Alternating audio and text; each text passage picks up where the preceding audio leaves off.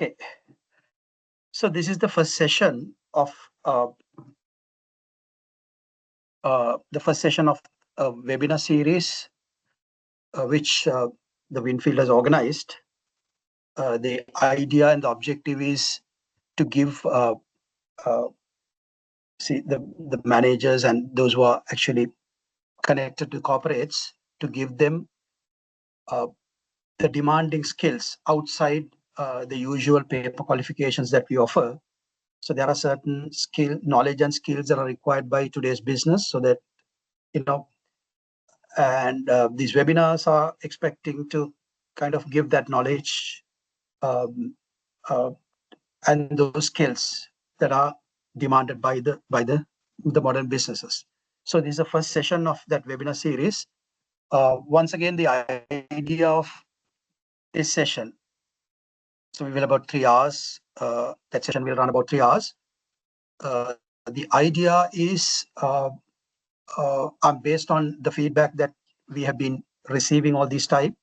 And also the point that we also have realized is that finance, however much it is important for business, and as we call is the business language,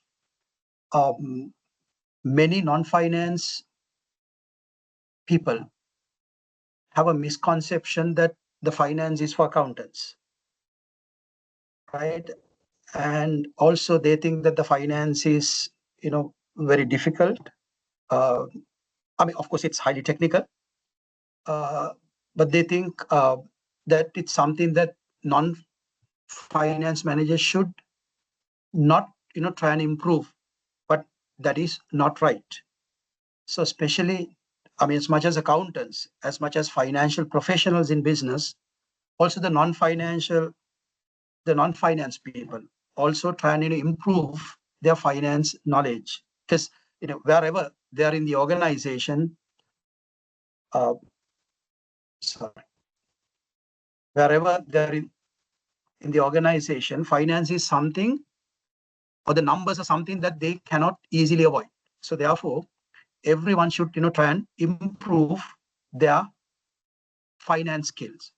And one thing that you also everyone should know is improving finance skill is not necessarily improving your number skills, but improving your leadership skills, improving your management skills. So therefore, first thing that I want everyone to understand is that finance is as important as your whatever the discipline that you are right now engaged in an organization. So therefore, you need to try and improve finance skills. So objective of this session is to, as you all know, finance is a huge subject, like many other areas of business. Therefore, we will not be able to learn everything in these 3 hours. But what we are trying to do is to give you all the appetite. Make you all, liking to the subject, so that you all will start studying this further, and you all will develop a sort of a positive perception around finance. So that's the whole idea of today's session. I hope everyone is clear. And what I will do today is that I'll try my best to keep it very, very simple. So don't worry, because I've been teaching finance for non-finance people for many years, so that I think I have that skills, and I have a very good understanding about how non-finance people think. So therefore, I'll try my best in these 3 hours to meet that objective that I just explained. From your side, I want all of you all to engage with this session actively. Okay, if you want to get the best out of this session, I really want all of you all to engage very actively. And if you have any question, you all can ask me. And also from my side, I'll try my best to keep it very simple, and I'll assure that I will not discuss anything that you will not be able to relate to. So that's a good side of it. So therefore, I'm sure most of you all are non-finance. Maybe there are finance people as well, but many are coming from non-finance background. So therefore, I'll make sure that I will whatever the things that we're going to discuss will not be something that we will not be able to relate to, right? So therefore, please stay engaged. That's all I want from your side. Right. Let's get started. See, why should a finance? Why should? I mean, there are, if you look at the three main reasons why non-finance people should try and improve their finance skills. Number one, that will make you a smarter manager, right? And that will give you more confidence to make your decisions because you will know the finance impact of the decision. Because see, wherever you are, every decision what we make in companies will have a finance impact. So when you know the numbers, when you know your finance, it will give you a greater level of confidence in your decision making. That's the first thing, the first benefit. The second thing, it gives you, and also it gives you, since you are very confident, and you will be able to gain the trust from your senior managers because you will see now a bigger picture. Maybe say you come from marketing, you come from HR, you come from production, you come from IT. But see, if you also have your finance knowledge intact, and when you present a proposal, when you analyze something, you will always take the finance impact, so that then you will gain the trust from your bosses. And also, when you know your finance, right, then that will give you, that will make you, I would say, more equipped to deal with finance professionals, maybe your accountants, your finance controllers, CFOs, because you can also speak the same language, and you will also understand the language that the finance people speak. Therefore, these three are very, very important. Having said that, let's move on. Key takeaway, I think I told you once again, I would like to repeat. Finance is not just a number skill, but it's a leadership skills, right? So now we're going to look at, we're going to discuss in the next 3 hours to give you the sufficient understanding and sufficient knowledge around finance to make you all more confident and make you all more liking to this subject, also to give you more, appetite around this subject.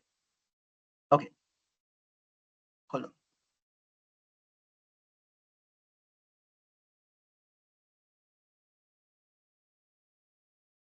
Right, okay. What is accounting?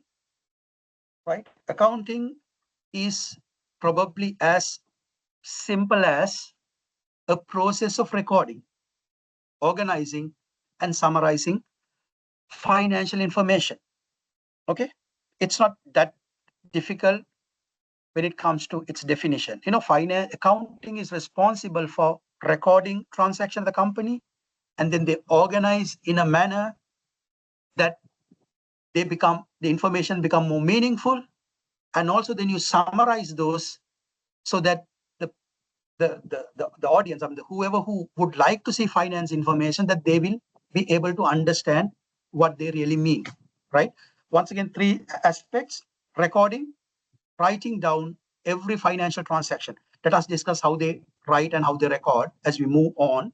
And organizing, sorting and classifying transaction. Similar type of transactions are classified under separate categories. And then you organize them. And then you summarize, means that you create so-called set of financial statements, right? Which we will be focusing more, during today's session. I hope you all can understand. Are you all? You guys understand? Any question? Are you okay? Just give me feedback so that I know that you all okay, yes, so that we can move forward. You okay? Right. Thank you. Okay. Yes, sir. Okay. No, sir.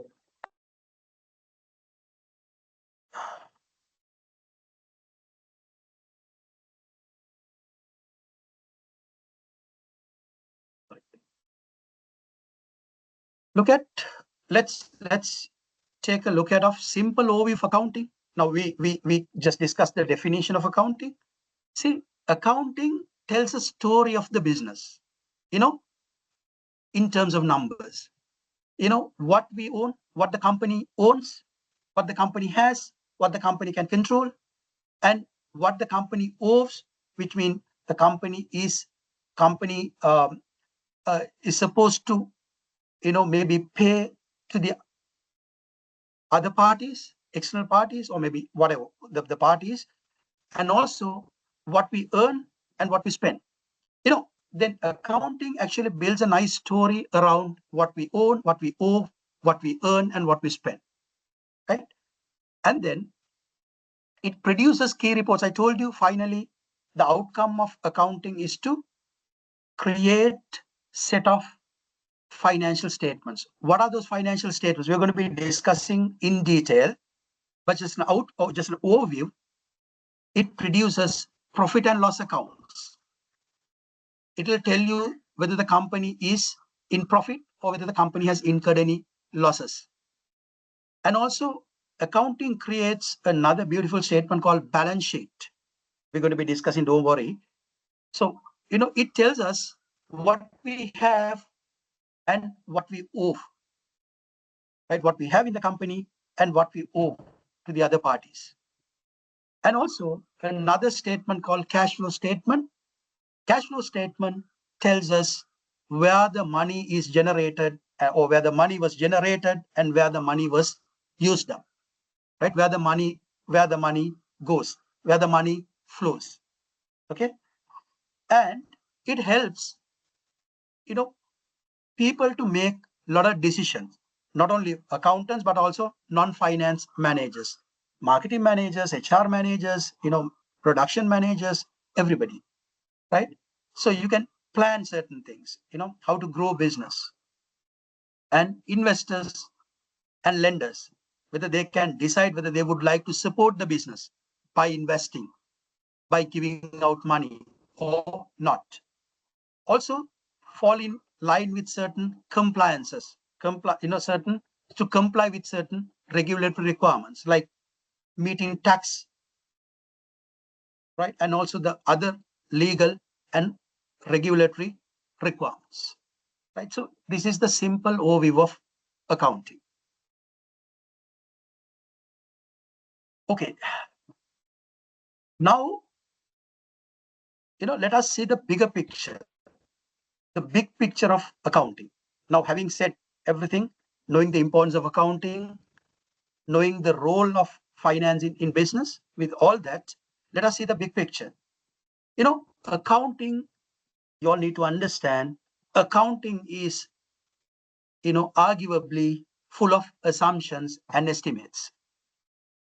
Okay, that's very important, right? Therefore, don't think that the accounting tells us the universal truth. That is wrong, right? So it's very important. So when you know something, you should also know the limitation of the, then only that will build a good, profound knowledge about any function. So accounting, understand, it's full of assumptions and estimates. About what? About timing, about value, and about methods. It is a helpful framework. That is why we are all studying. It's a helpful framework, but it works on its own rules. We will be discussing that as well, right? Accounting works on certain rules and concepts. Therefore, you need to understand accounting is not the universal truth. Don't think that accounting is like Bible. Accounting is like Tripitaka. No, because it works its own rules, right? And in simple, when somebody tells, right, based on the financial statements, that the company has made $1 million, question that you might want to ask is that according to which assumptions? You need to understand assumptions.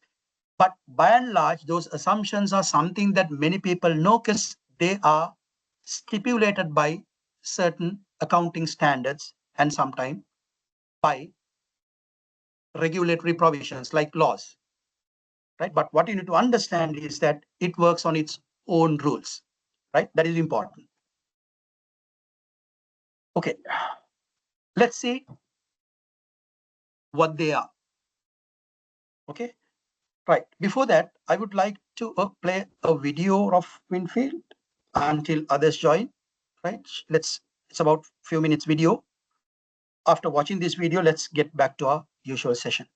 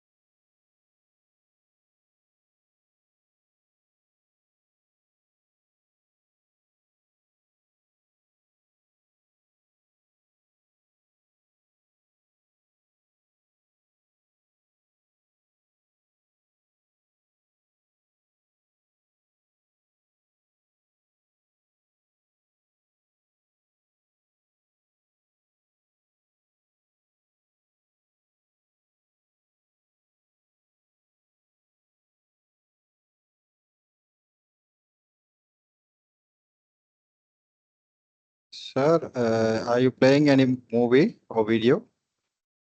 I'm sorry, can't you all see this video? No, sir. We are still on the first slide.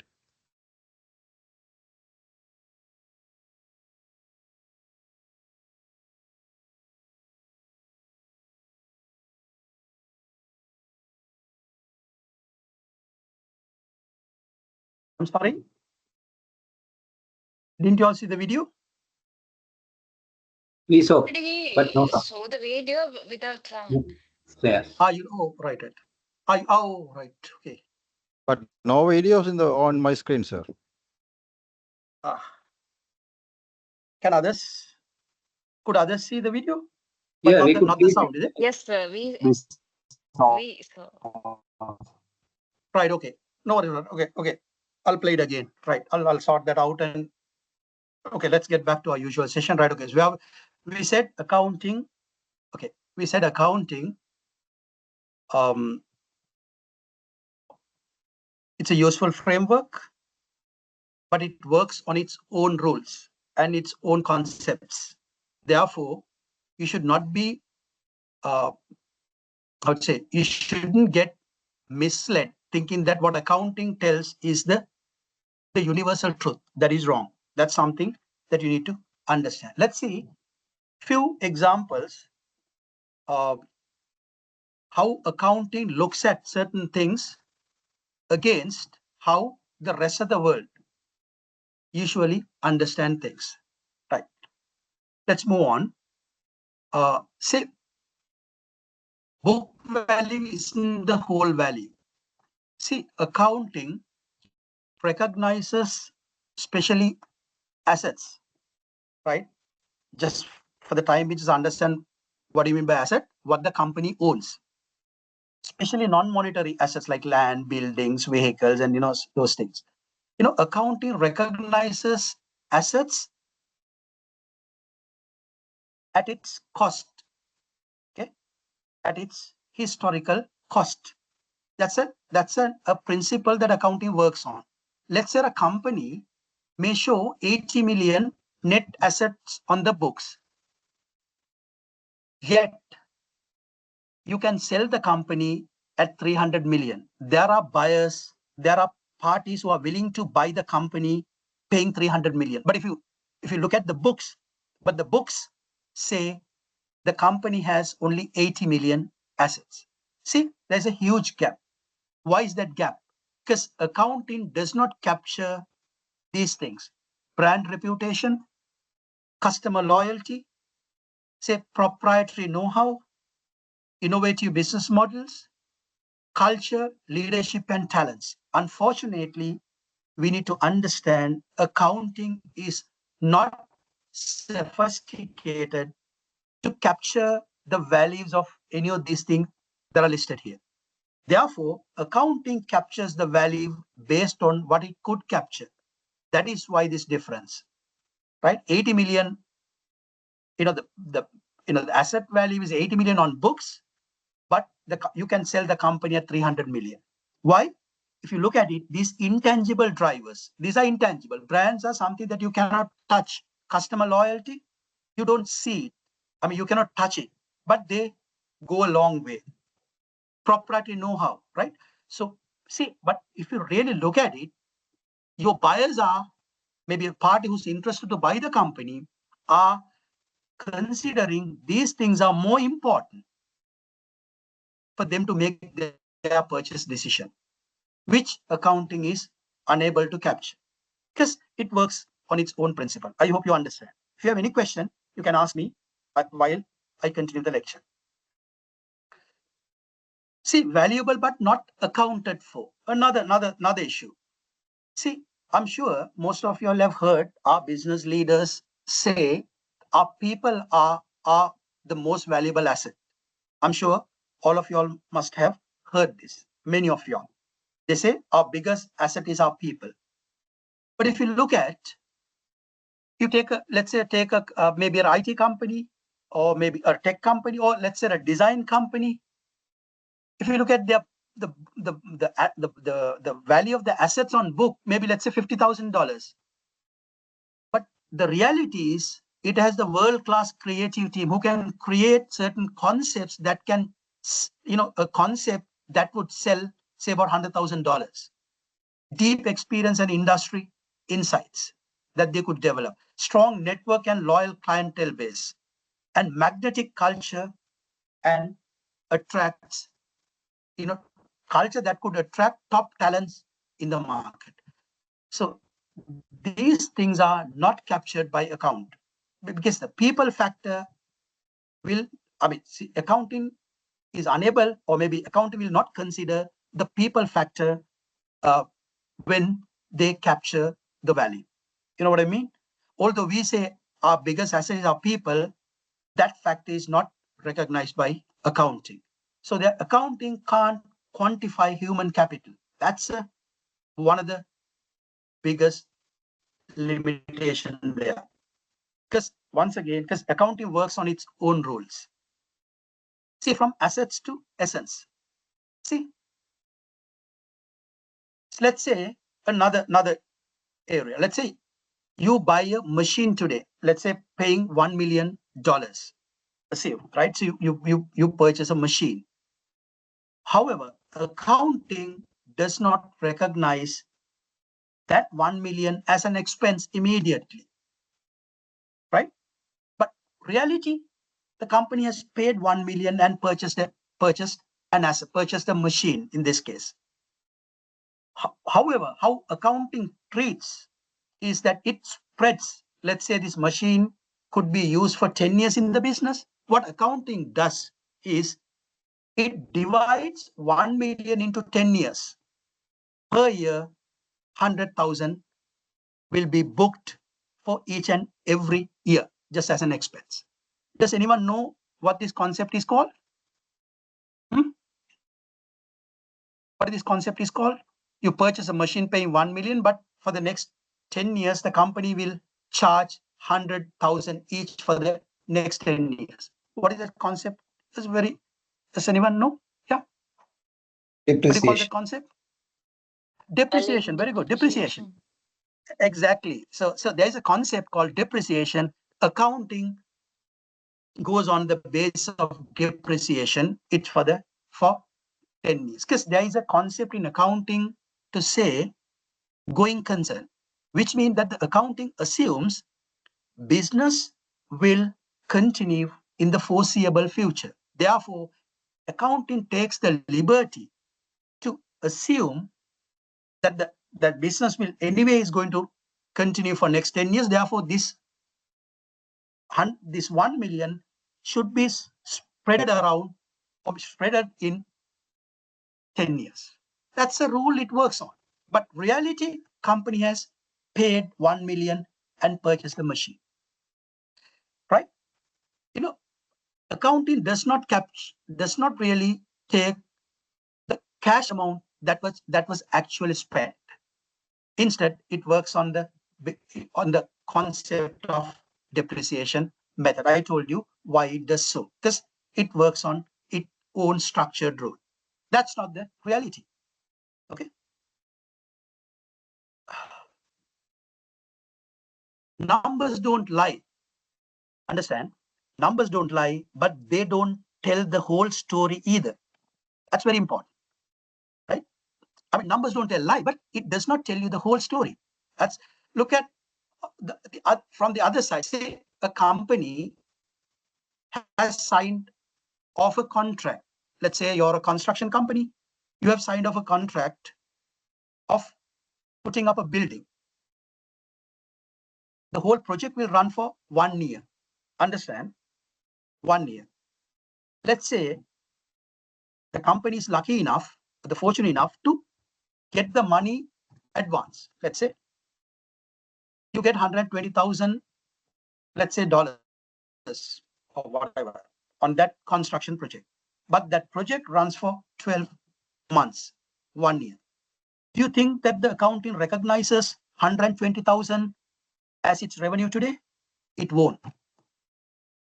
Instead, what accounting does, like it treated depreciation concept, it looks at this project is going to run for next 12 months, then 120,000, as an example, will be divided into 12 portion and 10,000 will be recognized as their monthly revenue for the next 10 months. If you really look at it, money is already in your bank account.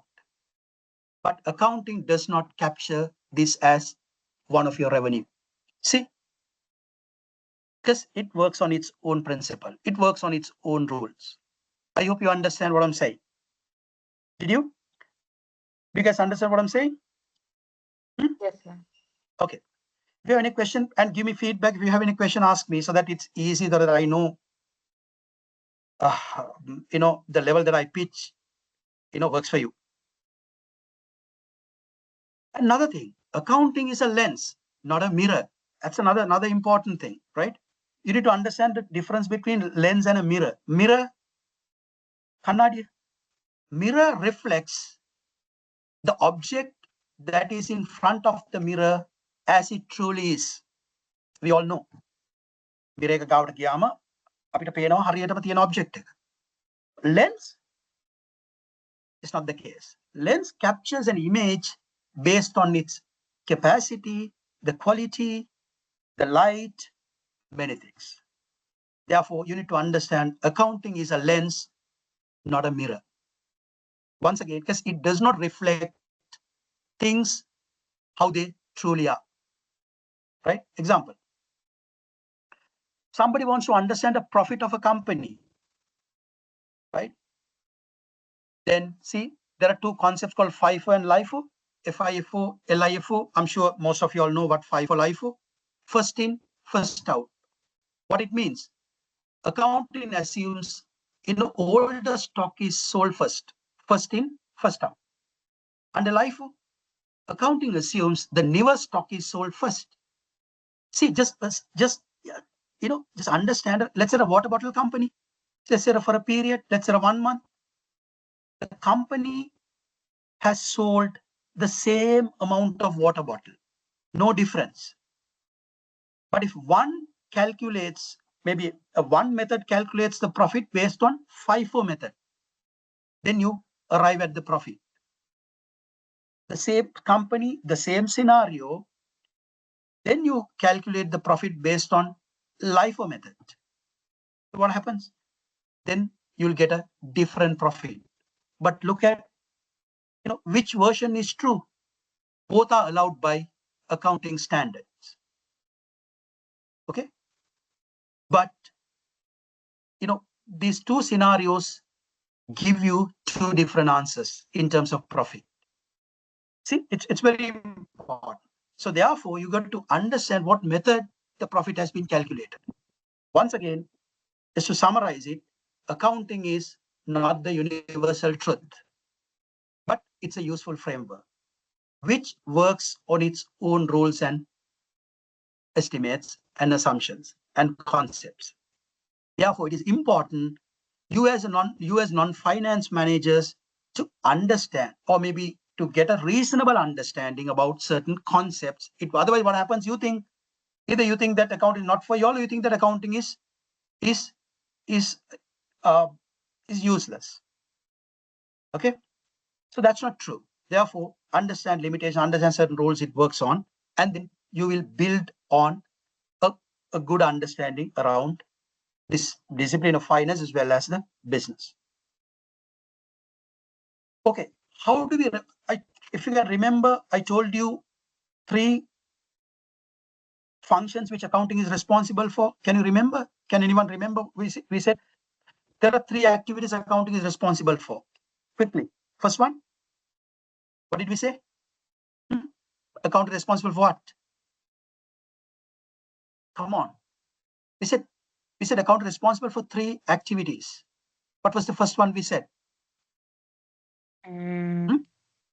Recording. Recording. Organizing. Exactly. Summarizing. Yeah, absolutely. Yeah, exactly. Recording, organizing, and summarizing. Let's see how accounting records the transaction. Right.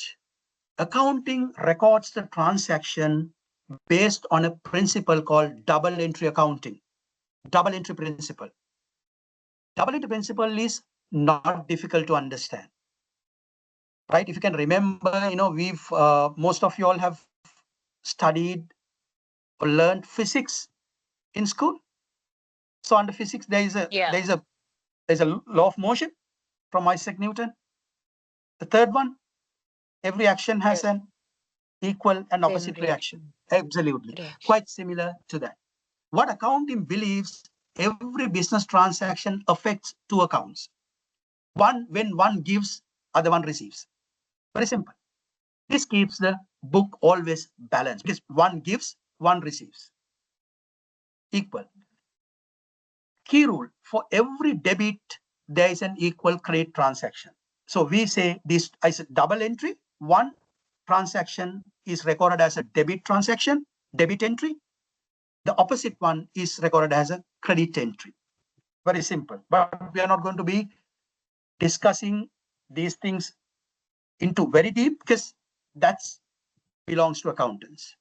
Right? But what you need to understand is the outcome of this principle. When one gives one, let's take an example. Let's take an example. Say you buy a laptop for the office paying cash. See what happens? Laptop is an asset because it belongs to the company. Asset increases, then that will be considered as a debit entry. Right? Then opposite side, because you paid to the laptop using your cash, then cash decreases. Then cash account will be credited. That will be a credit entry. Got the point? Because when company gets the laptop and company gives the cash out. Okay, so this is not very difficult. Okay, but accountants know, or accounting people know, when asset increases, it's a debit entry. When revenue increases, it's a credit entry. How this happens? Because it's just a principle that it works on, right? You know what I mean, right? But for the time, you just understand, because accounting records a transaction based on double entry accounting principle. Are we all okay? Are you all with me? Yes, sir. All okay? Yes. Right, done. Okay, now we said accounting is responsible for recording and then organizing and finally to summarize them. Where are they going to summarize records? Into financial statements.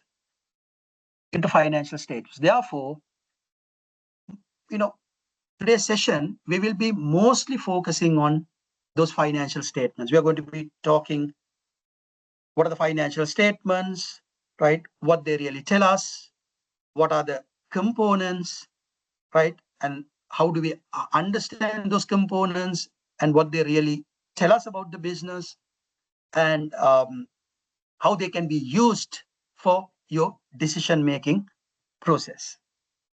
Right. Any questions up to this point? Anything you would like to clarify? No, sir. Going well. Sorry, you okay? All okay? Going well, sir. Okay, super. Does anyone have any question? Anything to clarify? Anything you think that I should explain again? All okay? Right. Okay, then let's move on. Okay, financial statements. Financial statements are like, okay, let's talk about later. Okay, financial statements show the financial health of an organization. It is quite similar to some of the test reports that we get, the test reports that we obtain for us to understand our health condition. Similarly, companies also produces, or the accounting produces set of financial statements that they could reveal the health, the financial health, the business health of the organization. Right. What are those statements? Right. We have a statement called balance sheet. Right. You got to now familiar with these statements because there are not many statements. We're going to be talking about 3 important statements. So therefore, I want all of y'all to put them in your head, into your head, and understand, because you need to then use these words. Then only you become familiar, right? Otherwise, then you think that the finance and accounting is part of your day-to-day job, right? Balance sheet. What does balance sheet tell us? Or what do you find in balance sheet? You find 2 things, 2 broad categories in the balance sheet. One side of the balance sheet will tell you what the company owns, what the company has, right? And the other side of the balance sheet will tell you, what the company owes to third parties. Okay, very simple. One side of the balance sheet tells you what the company has. Other side of the balance sheet tells you what the company owes to the other parties, the obligation, what the company has to pay back to the third parties. These 2 are always balanced. That is why you call it balance sheet. Got it? Right. So we're going to be talking in detail, right? For the time being, just understand what balance sheet tells us. One side of the balance sheet tells us what the company has. Other side of the balance sheet tells us what the company owes. So whenever you want to understand what the company has, the resources that the company owns and controls, you need to refer to the balance sheet. And if you want to know anytime the obligations of the company, what the company has to pay to third parties, including its owners, you need to refer to the balance sheet. Got it? That's what balance sheet tells us. Moving on, we have another statement called income statement. Income statement, very commonly known as P&L, profit and loss statement, right? We all know. What does income statement or the P&L tells us? How much of profit the company has made during a particular period, or worst case, how much of loss the company has incurred in a particular period of time. That statement is called as income statement or profit and loss statement. We call P&L. very common one as P&L. Then the other statement is we call cash flow statement. Cash flow statement. What does cash flow statement tells us? The cash movement. Cash movement. Now, by now, you should have have an understanding. Let me connect that with an example which I just explained a while ago. I told you a company bought a machine worth 1 million, but it recognizes just as 100,000 in the first year, for the first year, just as an expense. Then the question is, if you only look at the profit and loss statement, it will tell us what we have expensed. Don't get, we'll discuss. But where do you record that cash transaction, which means company paid 1 million to buy machine? Then cash flow statement takes care of that responsibility. Because cash flow statement only looks at cash movements. When I say cash movements, what are the main two cash movements? Tell me in a company, what are the two cash movements of a company that happens? Tell me, Cash inflow and outflow. Cash inflow and cash outflow. Very good. More commonly used terms. You're right. Inflows, outflow. But more commonly used terms for Credit and inflows, outflow. debit. I'm sorry. I'm sorry. Say it again. I couldn't follow you. Cash in and out. Same thing. Credit and debit. What is cash in? Sorry. I could not follow you. Say it again. Credit and debit. No. Leave that aside. The revenues and the expenses. The cash flow is what we spend and what we earn. I like your effort. I like your attempt. But understand, it's not revenue and expenses. It is actually Purchase and sale. Receipts and Purchase payments. and sale. Receipts and payments. Cash inflow will be your receipts. Cash outflow will be your payments. That's not revenue and expense. We'll discuss that. Revenue and expenses and receipts and payments are totally different. I will come to that point. But I like your effort. I like your attempt. But understand, cash flow statement only captures two cash movements: cash receipts, cash payments. Or as one of you all said, cash inflow, cash outflow. That's it. Are you okay? What are the three financial statements? So tell me, so that everybody can hear. What are the three main financial statements that the accounting is preparing as an end result? Yes. Balance sheet. Balance Income Balance sheet. statement. Income Cash flow statement. Cash flow statement. Very good. Cash- Balance sheet, income statement, cash flow statement. Right. So these statements have more meaningful terms. We'll discuss this more. For the time, we just understand balance sheet, income statement, cash flow statement. So accounting, as a result, end of the day, that it should prepare these financial statements that will be, or that could be presented to the people, the parties who would like to see the financial information of the company. Got it? Are you all okay, everybody? Yes. Okay there. Any question? Okay, sir. Okay, right. Let's move on. Right. Now we know three statements: balance sheet, income statement, cash flow statements. See, these three statements are falling under two broad categories of reports. We have stock report and flow report, or we call status report and flow report. Let's see what this really means to you. Let's say you assume We'll take an analogy.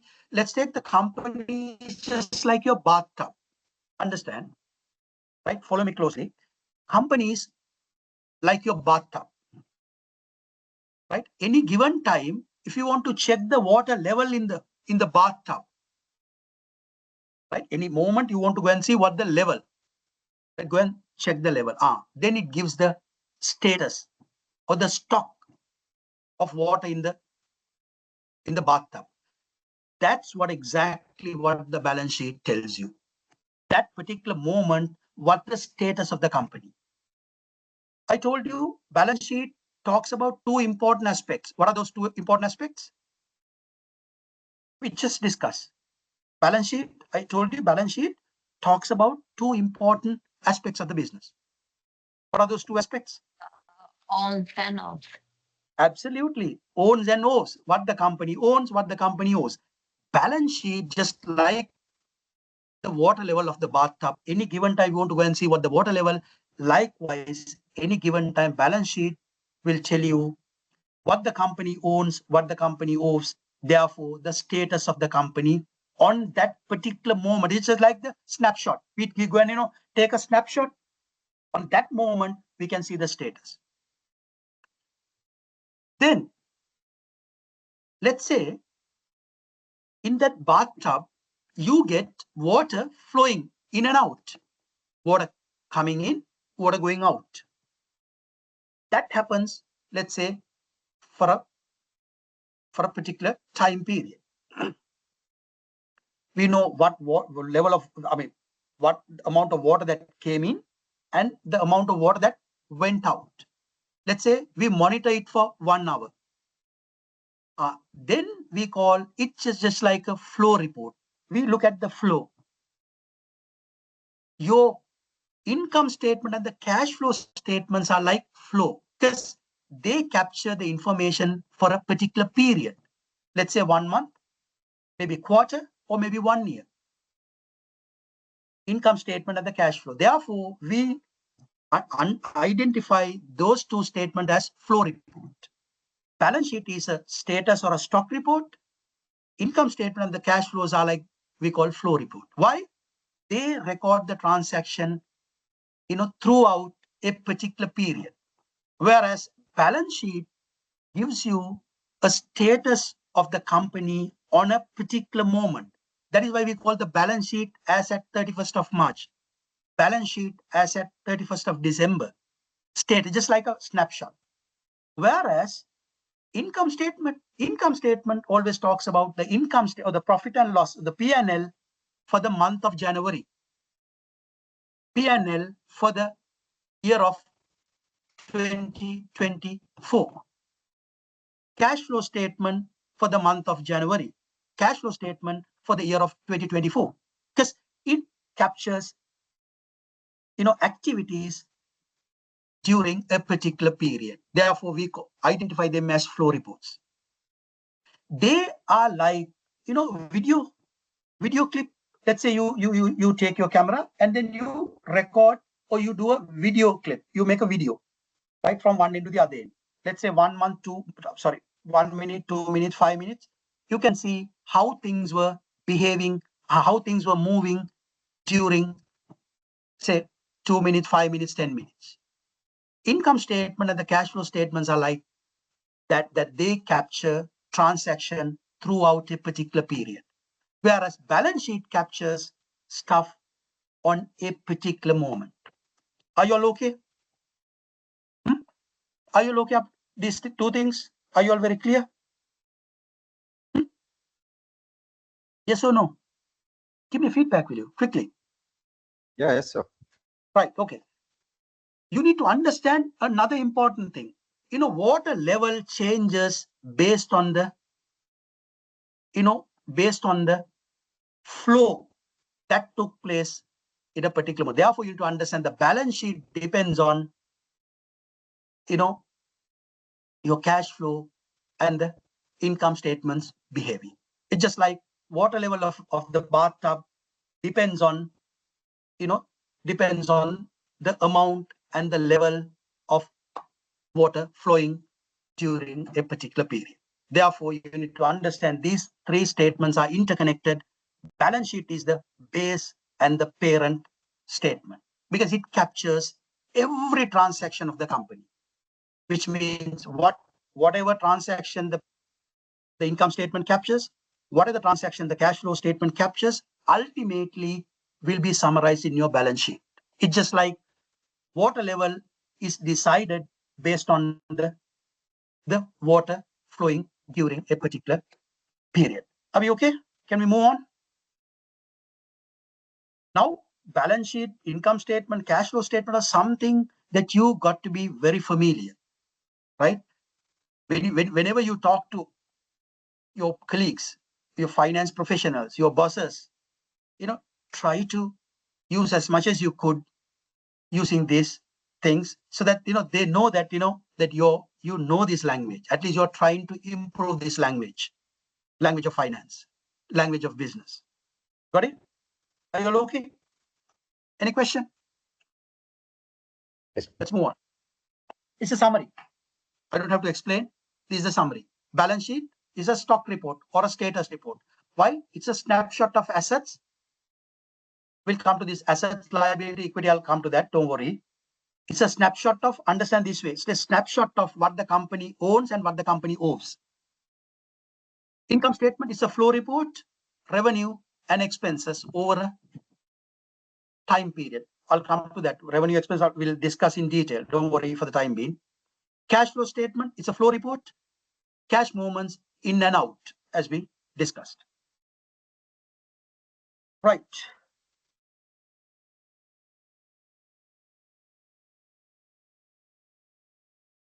See whether you all can.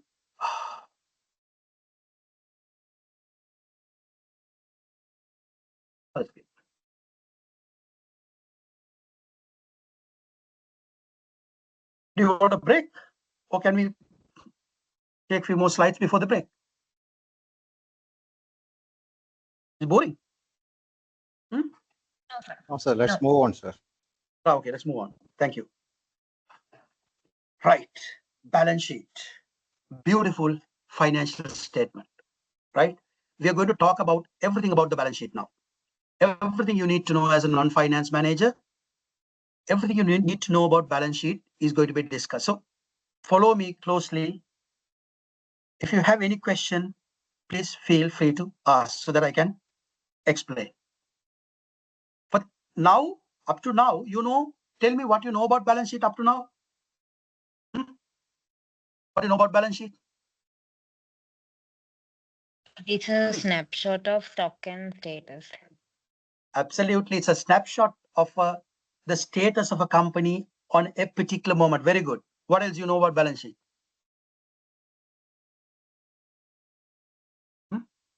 At least it is balanced. That you know, right? It is balanced. Right. What else you know about the balance sheet? It shows what a company owns and what it owes. Very good. Very good. Brilliant. It tells us what the company owns.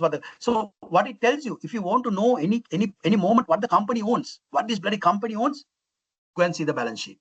And what we owe to other third parties, go and see the balance sheet. Right? Okay, right.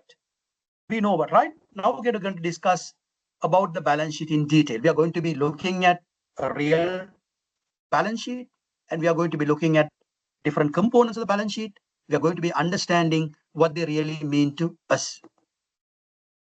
Right. Balance sheet is a financial snapshot. By now you know that. We discussed it. Of a business at a specific point in time. This is very important. That is why you call status report. Balance sheet gives you the financial snapshot or the status of the company on a particular point of time. Let's say as at 31st of March, as at 31st of January, as at 31st of December, right? Likewise, on a particular day, if you would like to see the status of the company, balance sheet is the answer. Okay, right. And it shows what the company owns, we know, and what it owes, and the value left for the owners. That's a new thing. Right, let's discuss. Now, see, Up to now, what we know, up to now we know balance sheet gives us what the company owns and what the company owes. Now we are going to now extend it slightly, right? If you look at this equation on the first slide, balance sheet follows the equation of, see, this equation, see, beautiful equation. This is we call accounting equation. Understand this very clear. Follow me closely. If you understand this, you know the balance sheet. I told you one side of the balance sheet tells you what the company owns, which means assets. Now, going forward, we are not going to be talking, saying that what the company owns, what it can control. We are not going to be saying that. Instead, what we are going to say, assets. Now, when we say assets, you all should know assets mean what the company owns or what the company can control.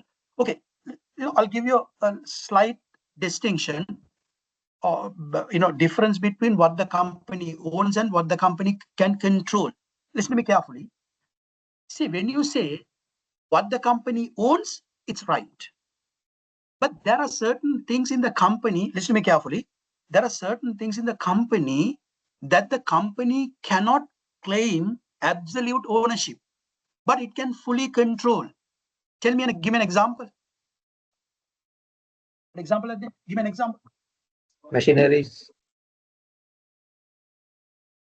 Machinery, let's say if the company has bought it, it's owned by the company. Did you understand the question that I asked? I said there are things in the company, there are assets in the company, or sorry. When you say assets, it can be very well things that the company owns, the company fully owns. There can be certain things company is not the absolute owner of those, but it can fully control. Like assets that it may have bought on hire purchase, for example, it controls it, but it doesn't own it. Absolutely. Let's say you have certain machines, vehicles, whatever, which you have purchased on lease basis, hire purchase agreement.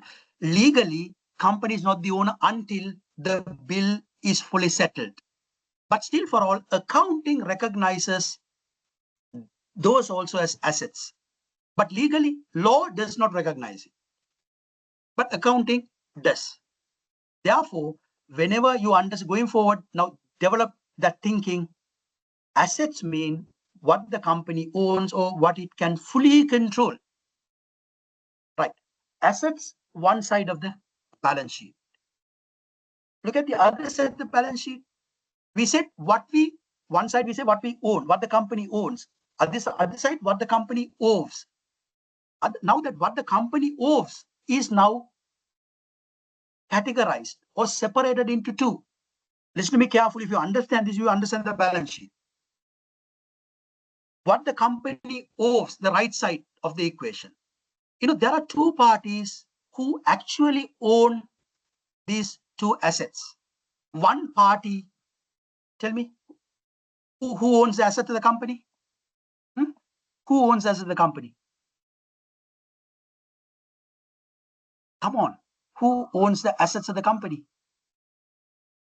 Stakeholders. Shareholders, owners, very simple. Owners. Owners. Oh yeah, owners own the assets. Company owns it, but who has paid the bill? Mostly the owners by way of investments. Therefore, that portion is reflected under equity, or some pronounce it equity, but I prefer you pronounce it equity, right? Equity reflects the portion of assets belongs to the owners, right? Now the question is, in organization, you get not only owners who actually own the asset. Let's say you have borrowed money from a bank, right? with that money, you have purchased machines or raw material. Then that part, that portion is technically belongs to those parties, the bank who has financed until that loan is fully settled. Therefore, you now need to understand what the company owes can be categorized into two. What what the company owes to the owners, which owners have financed and invested, and third parties. When you say third parties, it could be a bank who has granted a loan. It could be a supplier who has provided material, supplied material on credit. Okay, he's not yet settled. Therefore, that portion belongs to him. You know what I mean? Now, balance sheet is slightly expanded. One side, very sure what the company owns, assets. The other side, parties who owns the asset. One party is the owners. That portion is reflected under equity. The other part of the assets belongs to the other third parties who have financed or funded to the company by way of money, by way of raw material, or maybe other substances. Are you okay now, everybody? Do you want any further explanation? Are you all good? Do you want to ask any Yes, question? sir. You okay, right? Right. Okay. Yeah. Yes, please. If you have any question, I would like to answer. You okay, everybody? Right. Okay. See, assets, what the company owns. Liabilities, what the company owes to third parties. Equity, what is left over for the owners. That's another way of looking at it. Let's say this is the asset. This is what the company owes to the other parties, third parties. Then what is left over belongs to the owners. That's another way of looking at it. But another facet, if you look at another way, this is what the company owns. The right side reflects you who are the owners, who are the parties who claim the ownership. Third parties under liabilities, owners under equity. Are you clear now?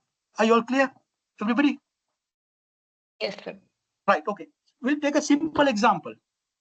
Say if you own a car, say you own a car worth $30,000, but you owe $10,000 to the leasing company.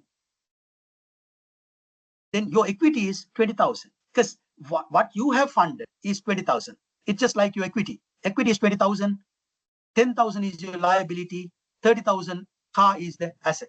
Clear? That's exactly how it applies on business.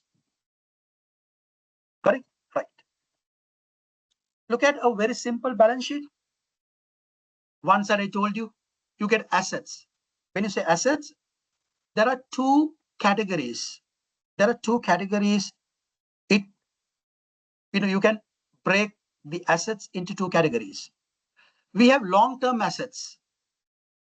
Long-term assets mean, let's discuss further as we move on. Long-term assets mean assets in the company that will be used more than a year, more than 12 months. They're all listed as long-term assets.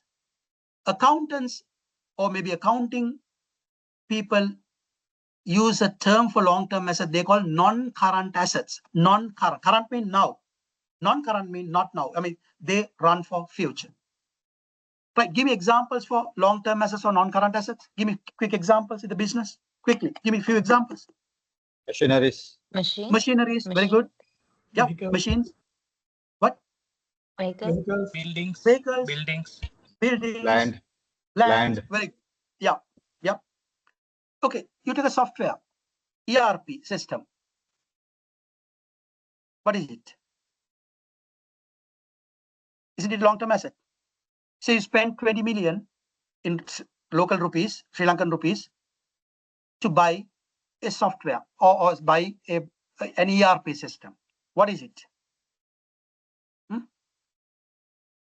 What is it? Long-term Current. assets? Current or non-current? Current asset. No, non-current asset, because that's going to be used for more than 1 year. That's a non-current asset. But only thing is, in substance, you can see the machine, but you can't see the ERP system. It's an intangible asset. Nevertheless, accounting recognizes based on the period.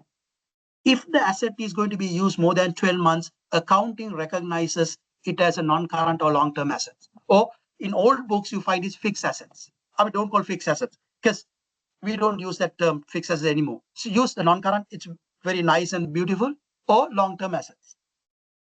Current assets mean assets in the company that are expected to be used within 12 months.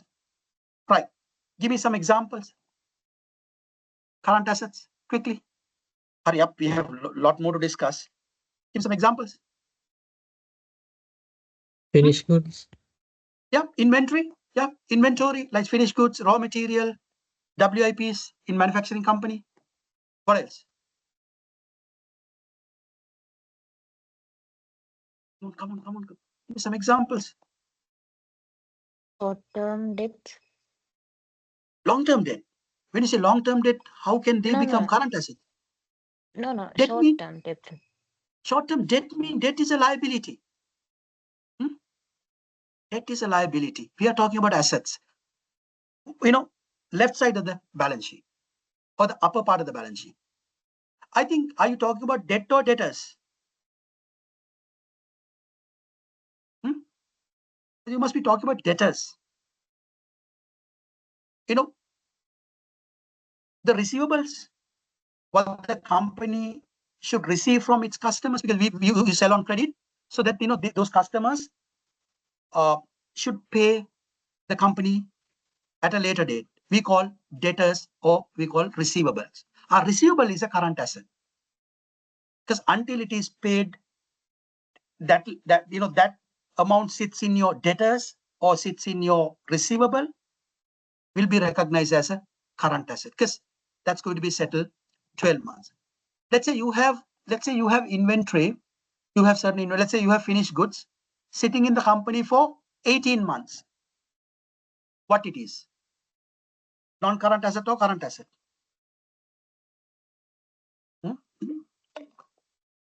You have finished good of a manufacturing company that have been sitting there in the factory for 1.5 hours, 18 months. My question is what it is, whether that inventory that was sitting in the factory for 18 months is coming under non-current assets or current assets? Current assets. Still current assets. Because the objective is it is expected to be used within 12 months. I mean, you did not do it your problem, but still it's a current asset. Got it? Right, that asset side. Then on the other side, we have the liabilities and equity. So if you can remember the accounting equation, asset one side, liabilities and equity the other side. Assets what the company own, this side, who claim the ownership. Liabilities mean third party's ownership, equity mean owner's ownership. Right. Look at long-term liability. Long-term liability means long-term loans. Let's say the company has borrowed from a bank that will be settled in 5 years. Or maybe not in 5 years.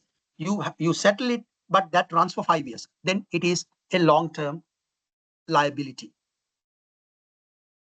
Say you have a short-term loan. You go and quickly borrow from a bank, promising that you would settle it in 3 months. That's a current liability, short-term loan.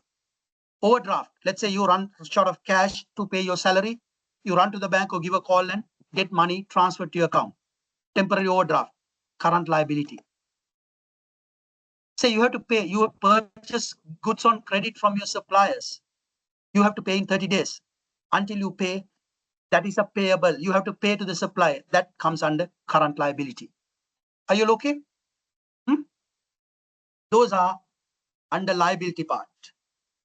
Then, see, accounting equation liability part, then the equity. Under equity, the share capital, what the owners have invested, 5,000 initially. Retained earnings mean when you run a business, when the business has been running for a longer period, the profit that it generates get accumulated over a period of time. Then that accumulated profit is recognized as retained earnings. So then you can see the balance sheet here, total assets 120,000 on top, liability 112,750, and equity 7,250 collectively. If you look at this 120, then balance. That is why you call this balance sheet. Any question? Anything you would like to ask? Okay. Look at a real life balance sheet. Little more detail. Don't worry, but still the concept applies. Look at assets on top. You have the non-current assets. You find all the property, plant, capital, work in progress, investment, all that. Then you have the current assets. Look at inventory, trade and other receive. I told you debtors, right? Cash in the bank. They're all current assets. Collectively, you find assets. See here, you find 4 rows. Don't get. See, don't worry. Here, a company that is part of a group, so that company's operation, company's balance sheet, what you find at the extreme right, company at 31st of March. And also it gives the balance sheet of 2 years for you to make a comparison. So look at last year, property, plant and equipment mean property mean machine, property mean the buildings, land, and then plant, equipment. You can see in 2023, that was 1.9 something. It has improved in 2024, 2.5. Maybe you have purchased new assets. Likewise, you find 2 balance sheets of the company, but here technically we are talking about one line. Here, for a comparison purpose, usually they prepare for 2 years. And why you find group? Because this company is a part of a big group. Then in that, they will also give you the group's picture. Don't worry, but still concept applies. You have the assets on top. You have the equity and liability. You look at all the equity side here on top, which means, now let me explain to you. You take only focus on company column 2024, under company 2024 column. Look at it. What is the total assets? 17 million something, which means company owns 17 million worth of resources. What is the breakup? Shareholders, owners own out of 17 million, 11 million something.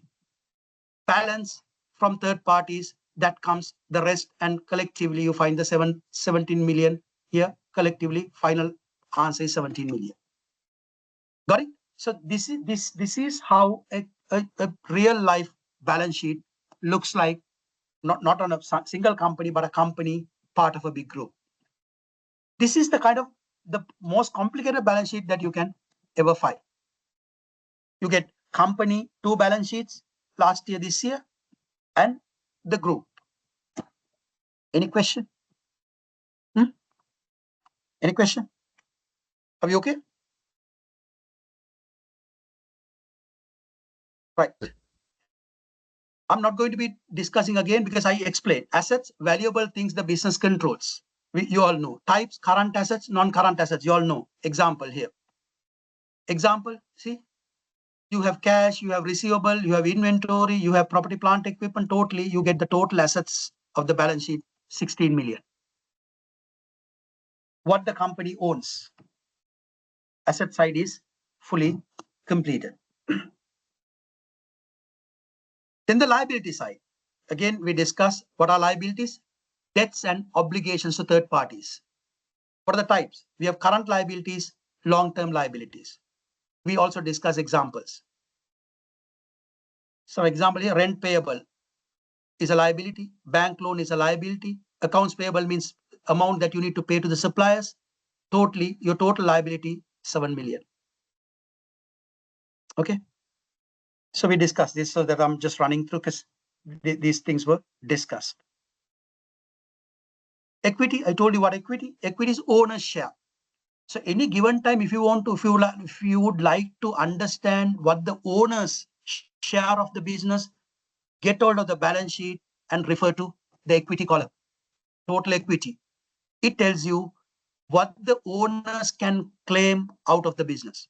Or in other words, out of the total assets in the company, what portion which the shareholders or the owners own. Got it? See, total assets 16 million, liabilities 7 million, then the balance belongs to the shareholders, that is equity 9 million. Because if you add 9 and 7, you get the total asset value of 16 million. Got it? Is it clear? Am I confusing you, or are you all clear? Clear, sir. Clear. Why is the balance sheet important? Right? We already know, but to brush up our understanding why the balance sheet is important, it shows what the business owns and owes any given time, just like a snapshot. Today, if you want to get the, if you in case you can get today's balance sheet, you can tell what the company owns, what the company owes. When you say what the company owes, what are the third party liabilities and what the shareholders portion. Very clear. It's a quick financial health check. It's a quick financial health check, right? You can see what the real situation as at today. To know users and sources of funds. Users and another way of looking at the balance sheet. See, users and sources. See, users and sources. Now look at this accounting equation once again. Here, assets is the users of funds. Users mean where the funds were allocated on building, on land, on machines, on computer, on software, cash. What are the users of funds? Assets. Another way of looking at the assets. This side, the sources of funds. Sources mean who have funded, where money has come from. Equity portion has come from the owners. Other portion has come from the third party like banks and suppliers. See, another way of looking at the balance sheet, users and to know users and sources of funds. Right? Helps make informed decision. If you want to invest, if you want to dispose something, right? You can always see what is your current status. Is it a good idea to invest on this business? Okay, you can see the current status as at today, or maybe as at the latest date. So you can make informed decisions about the business. Right, okay. Okay, let's take a break, right? So we've discussed sizable portion. So let's take a break of 10 minutes. I just have a cup of tea and take a quick break and then get back. Is it okay, everybody? Okay, sir. Right, okay. Take a break and get back. Right, okay.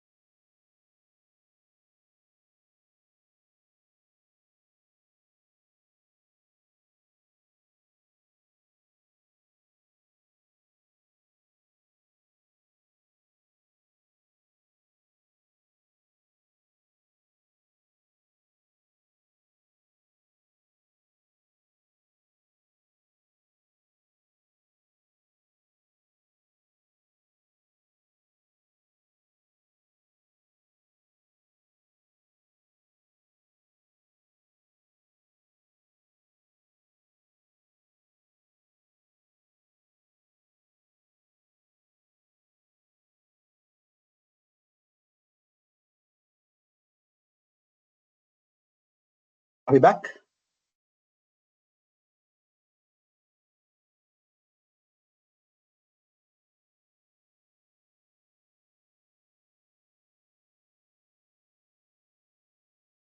Can we start? Are we all back? Yes, sir. Yes, sir. Right, okay. Okay, before we move on to balance sheet, income statement, see, there's important thing that I want you to note. See here, in this balance sheet, initially we knew balance sheet tells you what the company owns and what the company owes. Now it is further expanded. How many elements are here now in the balance sheet in terms of elements? One side you find assets.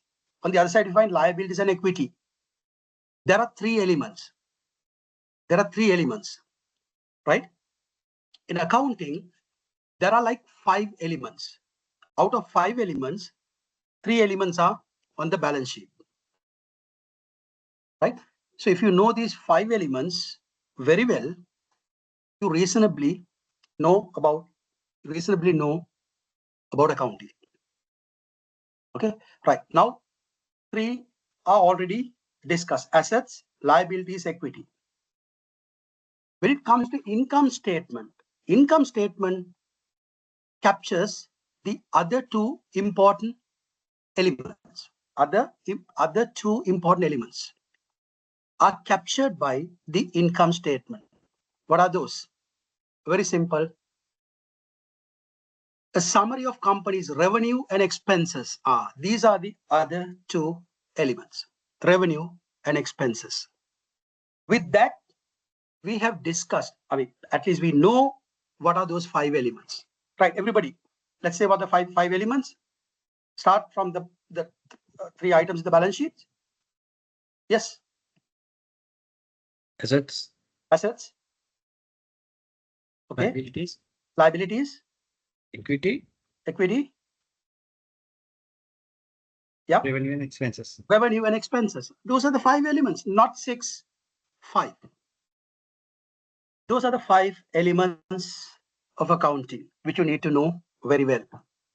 These 2 elements, which revenue and expenses, are generally captured by your income statement. Income statement is the P&L, very commonly known as P&L, your profit and loss statement. What it tells? Very simple. It captures the transaction for a particular period. Okay. It captures a transaction for a particular period. Just give me a second.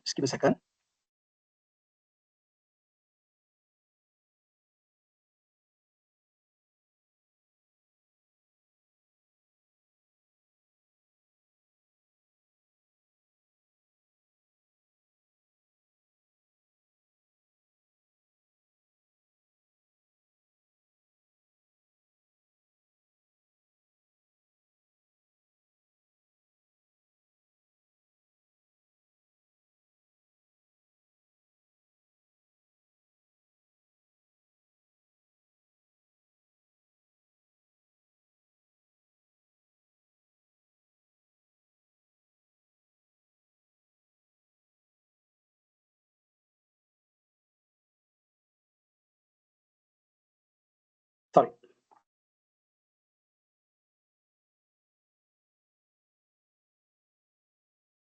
Okay, we said your income statement usually captures revenues and expenses for a particular period. Because you know by now, balance sheet captures assets, liabilities, and equity on a particular date. Whereas income statement captures revenue and expenses for a particular period. Let's say 1 month, maybe the longest, maybe 1 year. Then revenue and expenses. What is the net of revenue and expenses? You have revenue, expenses. When you net it off, what do you call that? Yeah. Revenue and expenses. What is the net impact? What do you call the net impact of revenue and expenses? Profit. Profit or the loss. profit or the loss. That is why you call this statement as the profit and loss statement. Because what it gives is the profit or the loss. If the revenue is greater than the expenses, there'll be a net profit. If the expenses are greater than the revenue, then there'll be a net loss. You have the revenue, expenses, net income is the revenue minus expenses, profit or the loss. Are you okay? Right? Okay. See? What is that noise? Can you all mute the...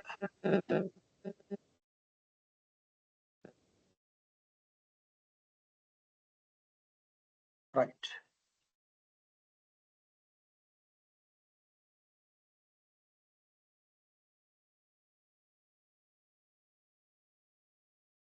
Okay. See, this is a sample, very sample of a simple income statement. This helps us to understand the items, the line items of the income statement. See, look at the heading, ABC Cupcake Shop January income statement, which means all the transactions that took place in January have been captured by the income statement of January. Revenue.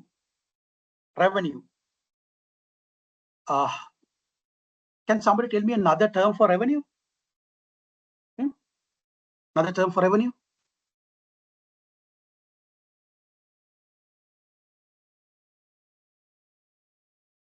Another term for revenue? Yeah. Income.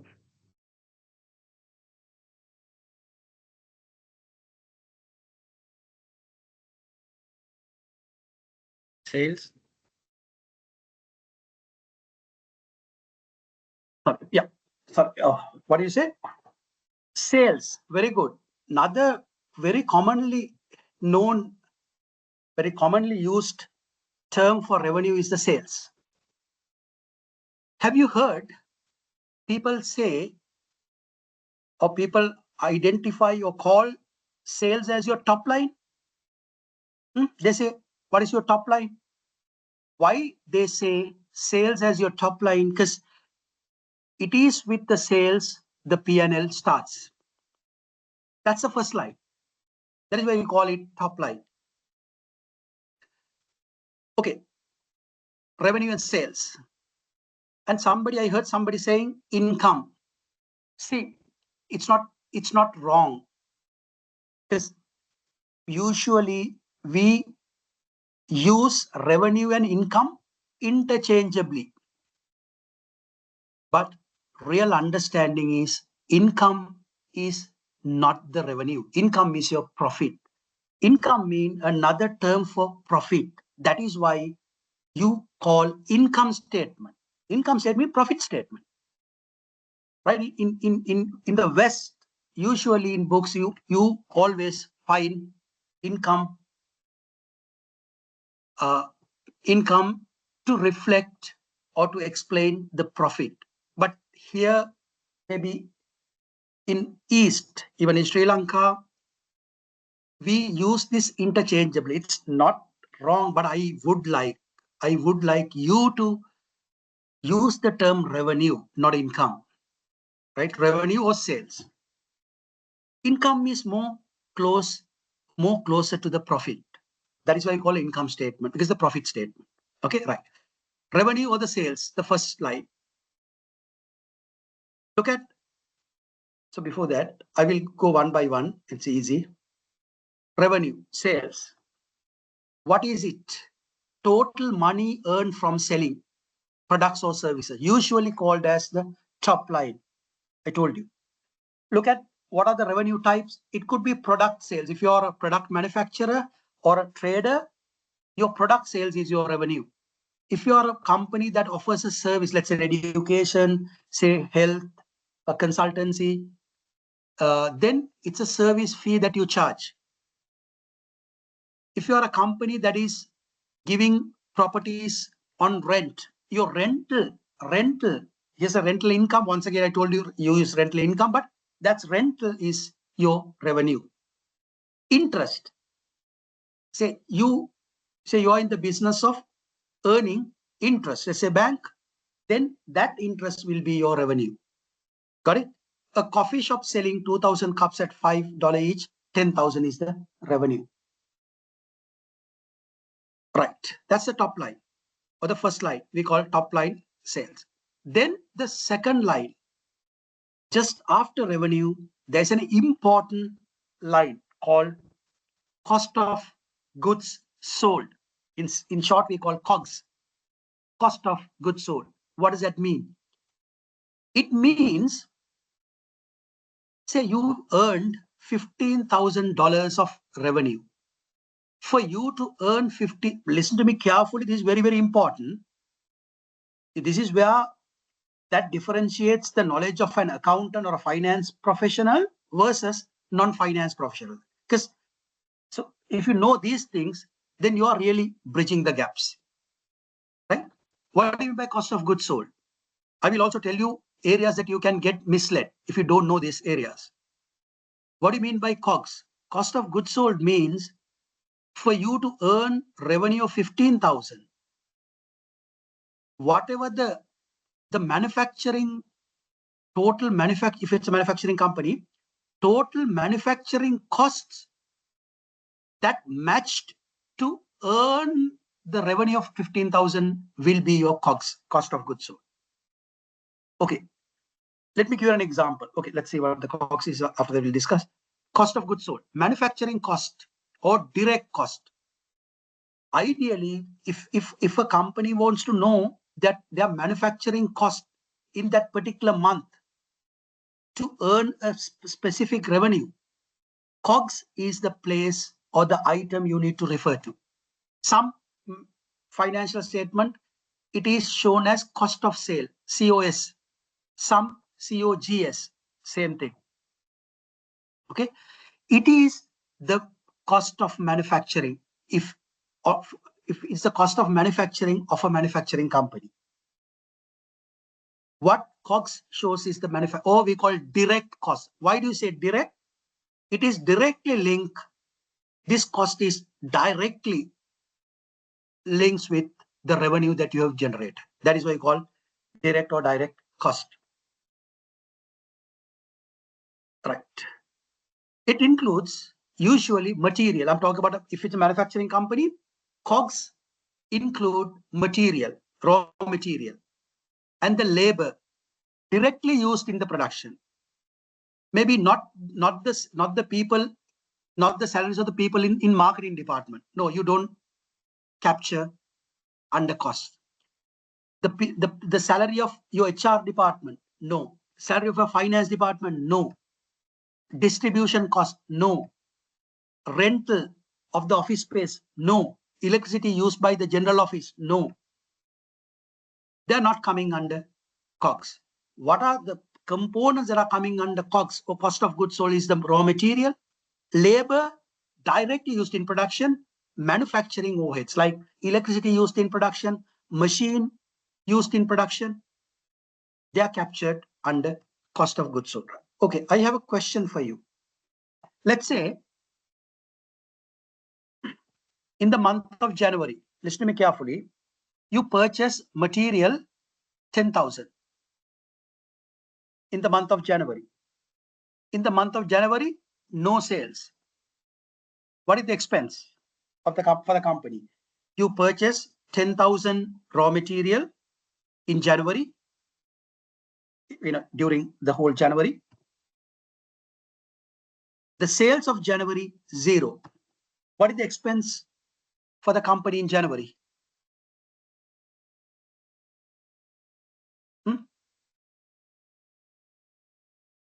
Did you get the question that I asked? In the month of January, you purchase raw material 10,000, raw material worth 10,000. In the month of January, sales 0, no sales. What is the cost? What is the expense of the company for January? 0. 0. Very good. 0. Then that 10,000 you paid, where do you find that? In stocks, 10,000? inventory. It is not sold. Yeah, it's your inventory. It's an asset, not an expense.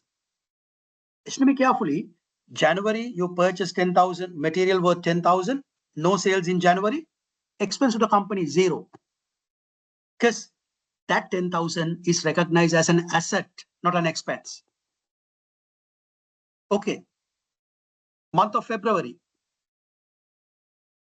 you use labor to convert that that 10,000 worth inventory into a finished goods. Labor portion was 5,000. February sales, 0. Then what? Now what is the expense for the company in February?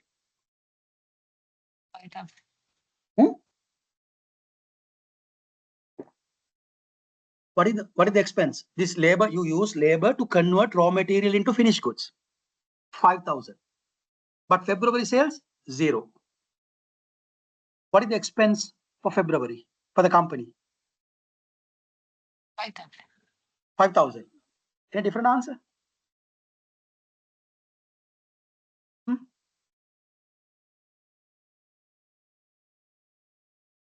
Expense for February for the company, 0. Where's that labor that you paid 5,000? Where did that go? It's turned to finished good. I'm sorry, what? So used for turn the raw material to finished good. Absolutely. Now the asset, the raw material in January has increased because now it has been converted into finished goods. Now the asset value, the inventory value is 15,000, but still it is inventory, asset, not an expense. March, that 15,000, March, 10,000 material, 5,000 labor. March, we sold that to 25,000. March, what is the expense for the company?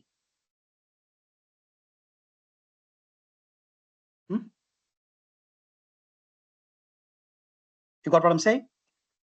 January sales 0, February no sales, March sales 25,000. January inventory 10,000, February labor 5,000. You sold that, the whole thing, at 25,000. Now my question is, what is the expense for March for the company? 10,000.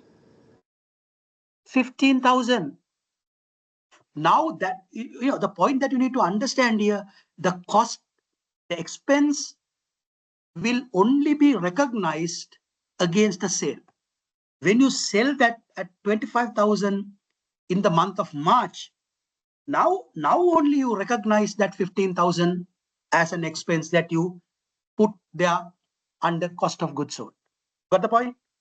There are no sales, no expense. I'm talking about the inventory side. Because that is why always when you say cost of goods sold 6,000, it is against the sales for the same period. Because in accounting, there is a concept called matching concept.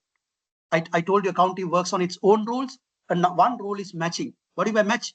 You match the expense against the revenue for the same period. Here, the month of January, sales 15,000. The cost is also matched in that particular period. Until such time, as per my example, that was sitting just as an inventory that were recognized as an asset, not as an expense. Therefore, I do for 5 elements: asset, liability, equity, revenue, expense. You need to have a very good understanding about these 5 elements. If you don't know much, that's where the gaps are between you, maybe non-finance people, and finance people. Because finance people always go by the rules and concepts of accounting, because they have no choice. They have to do that.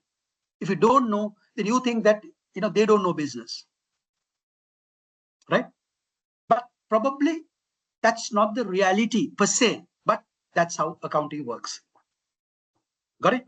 Right. Then COGS, we have cost of goods sold. Now see when it is expensed, only when the product is sold. Very, very important. This line is very important. Raw material, when raw material is expensed at the time the sales are made. Same period. Until then, it sits as inventory assets on the balance sheet. Once sold, it becomes COGS expense on the income statement. It will be transferred from balance sheet to the income statement, from asset to a COGS. From asset from the balance sheet will be transferred under COGS in the income statement. Got the point? Are you all clear now? About the COGS?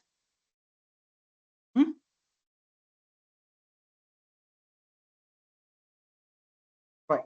Yes, sir. Yes, sir. Right. Okay. Now, third point. See, third line. We have the revenue minus cost of goods sold. Then the tier one profit. Okay, there are a couple of profits that you find in the income statement. This is the tier one profit. We call gross profit, or we call GP margins. What is GP margin? Very interesting. See, why COGS matters? It tells you the real cost of what you sold. Yeah, we discussed. It helps to calculate gross profit. Why? Sales minus COGS will be your gross profit. COGS is the key to understand if you're managing your manufacturing costs well. This will be, COGS is probably the best indicator to judge, to determine whether the company is competitive enough to make the product at very competitive cost. Okay, right. Now we are on gross profit, GP margin. We know how to calculate GP margin. Revenue minus COGS is your GP, gross profit, or the income statement. What it shows, how much money is left after covering production cost. My question, is this the final profit? Is GP the final profit? Yes or no? No. No, because No. there No. are some more bills to be paid. I told you. COGS covers only the manufacturing cost. Who's going to cover marketing cost? Who's going to cover HR cost? Who's going to cover finance cost? Who's going to cover rent, other areas? So all these bills will have to be paid before you arrive at the final profit. But however, you need to understand, arguably, many people, many leaders believe gross profit is the most important profit of an organization, right? Because it tells you many things. Tell me what can gross profit tell you, right? We have a lot of marketing people here, a lot of HR and other. Tell me what can gross profit tell you about? I mean, what measurements that the gross profit can help us to understand? Yep, GP.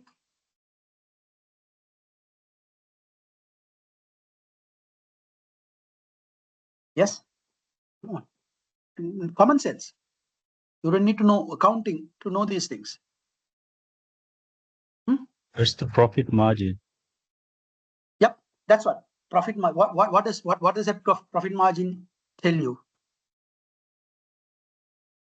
What are the indicators? Right? What does it imply? Higher the profit margin, better for the business. Obviously. Related. What? Yeah. Okay. Quite obvious. What can GP tell you? Few things. One is your pricing strategy. Whether you are able to price the product effectively, that it can give you a better margin. And how strong you are for asking the price you want from the market. It depends on many other factors, external as well as the internal factors. Pricing strategy, right? GP is a reflection of your pricing strategy, how you price. Number two, GP is an indicator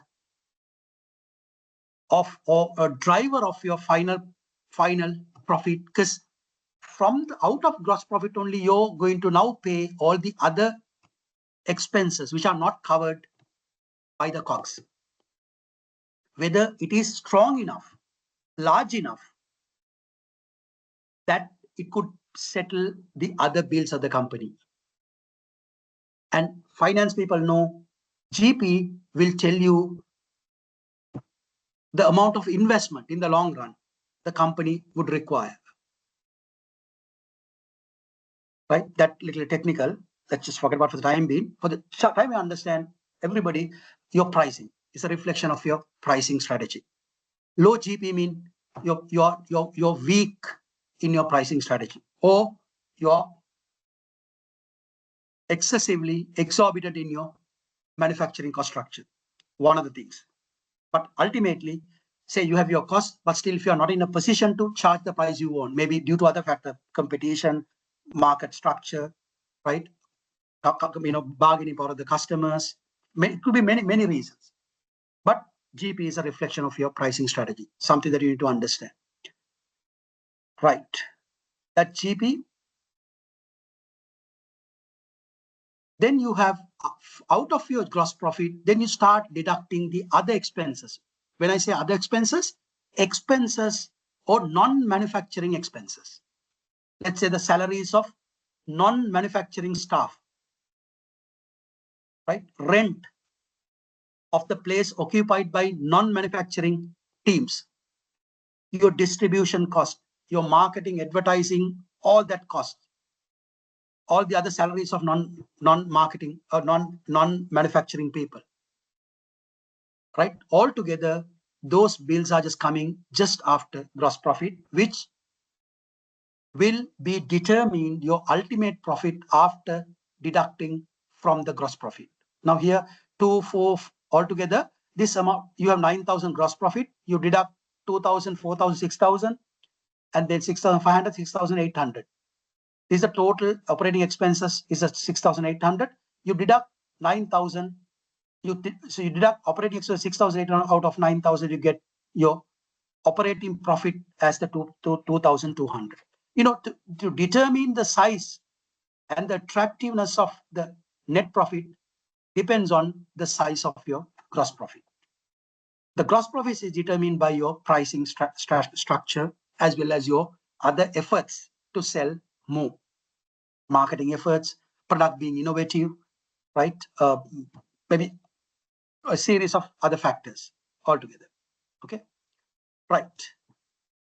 So we have we discuss the gross profit, gross margin, and then we have why GP is important. We discuss core measurements, core measure of business health, especially pricing, tracks operational efficiency, and foundation for your end profit. Therefore, GP is very important. GP is something that the companies or even all managers have to have a close, have to keep a close track on, because it's that important. Okay. Then after GP, we discuss all the other operating like rent, utility. We discuss they're all coming in the income statement of the P&L after gross profit. Then you deduct all these expenses. Then you arrive at the final profit. We call final profit the net income. Why we say bottom line? Because it's the last line of the income statement. Therefore, we call the profit as the final profit as the bottom line, because that is the last or the final line of the income statement. Look at the formula: gross profit minus operating expenses, then you get the net operating profit. This is the final profit or loss the business made. It is often called the bottom line because it appears at the bottom of the income statement. We have the gross profit 4,000, operating expense 2,500, net income or the net profit. I told you income is a profit, net income is net profit. Net profit is 1,500.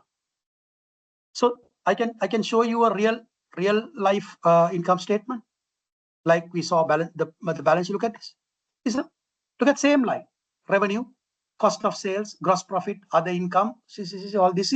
Finally, you get the profit before income tax. So you have the operating profit, all that. So there are tax and interest costs. We have not considered that. We were only focusing on the operational aspects. So you have the company, you have the group. So you can see revenue 2023 of the company 15 million had come down to about 13 million. Look at the profit side. Profit 2023 3 million come down to about 1.6 million. Right. This is the real income statement from a company. Right. Any question of the income statement? Anything you'd like to ask? Why is the income statement important? Tracks business performance for that particular period, maybe 1 month, quarter, or maybe the whole year. It reveals profit drivers and cost pressure. Yes, profit drivers usually are shown in the sales side, right? And the cost pressures supports better decision making, right? Whether you want to any pricing decision, whether you want to increase, decrease, give discounts, or shift to other markets, or maybe other additional marketing support, right? All that will be determined. Probably income statement will be a good a guideline that can give you a direction to decide or to make certain important decisions. Helps with target setting and KPIs. Maybe let's say for cost, you can set revenue targets, you can set cost of sales target, you can say material cost target, labor cost targets, GP target, all that can be set based on the income statement. Any question? Are you okay? Everybody, any question?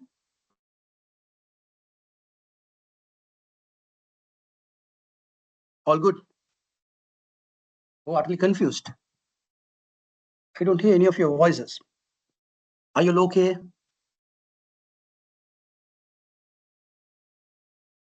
I can't hear you all. Yes, sir. Okay, sir. Yeah. Yes, sir. Yes, sir. Right. Now, up to now, we have discussed 2 financial statements. What are those? Give me quick feedback. What are the 2 financial statements that we've discussed up to now?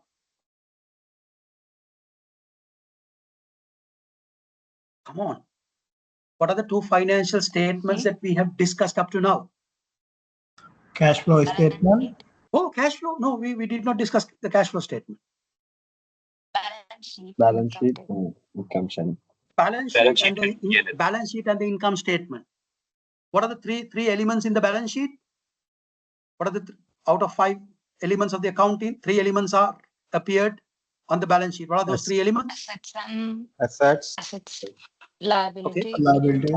liability, and equity. Equity. Very good.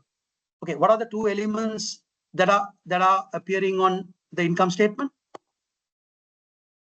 Revenue and expense. Revenue and And expenses. expenses. Exactly. Those are the 5. Those are the only 5 elements in accounting. It's not that difficult, right? There are no 6. It's only 5. They are on. Those 2 are on the income statement. So we've just completed.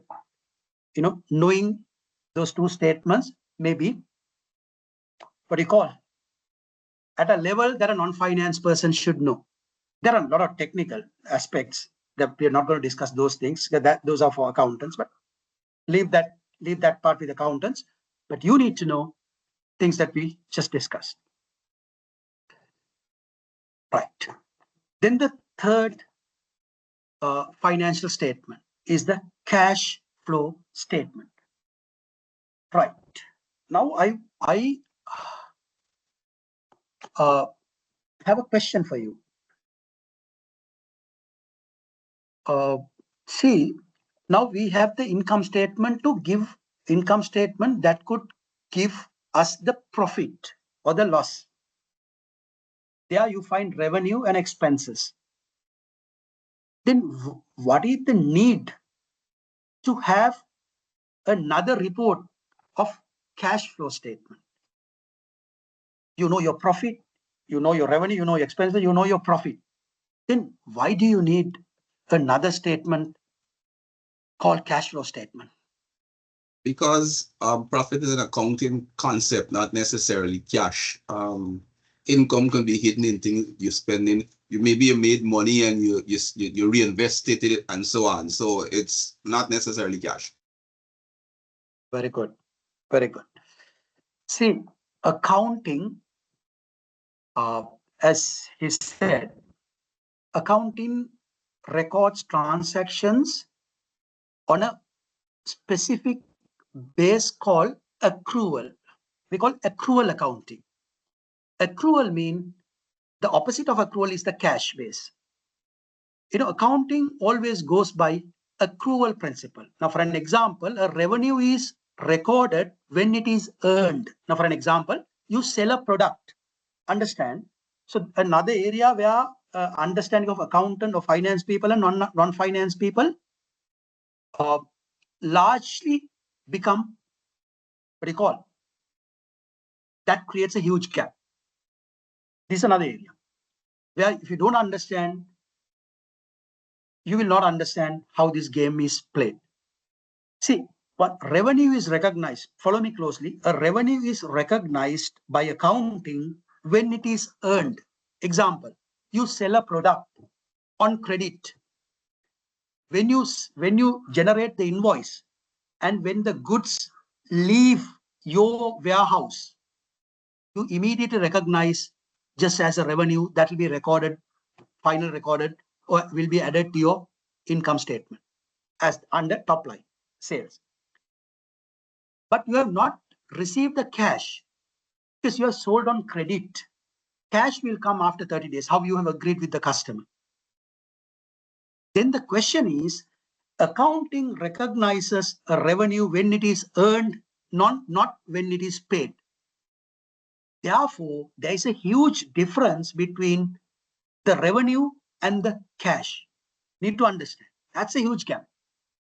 And the same way, let's say you purchase raw material and then you used in your manufacturing and the product got sold. But you pay your supplier after 60 days. How you have agreed. Accounting recognizes that as an expense when it is used and when the sale is recorded, accounting records an expense. But you have not paid. Money did not go out of your company. You know, expense is incurred when it is not when it is actually paid, right?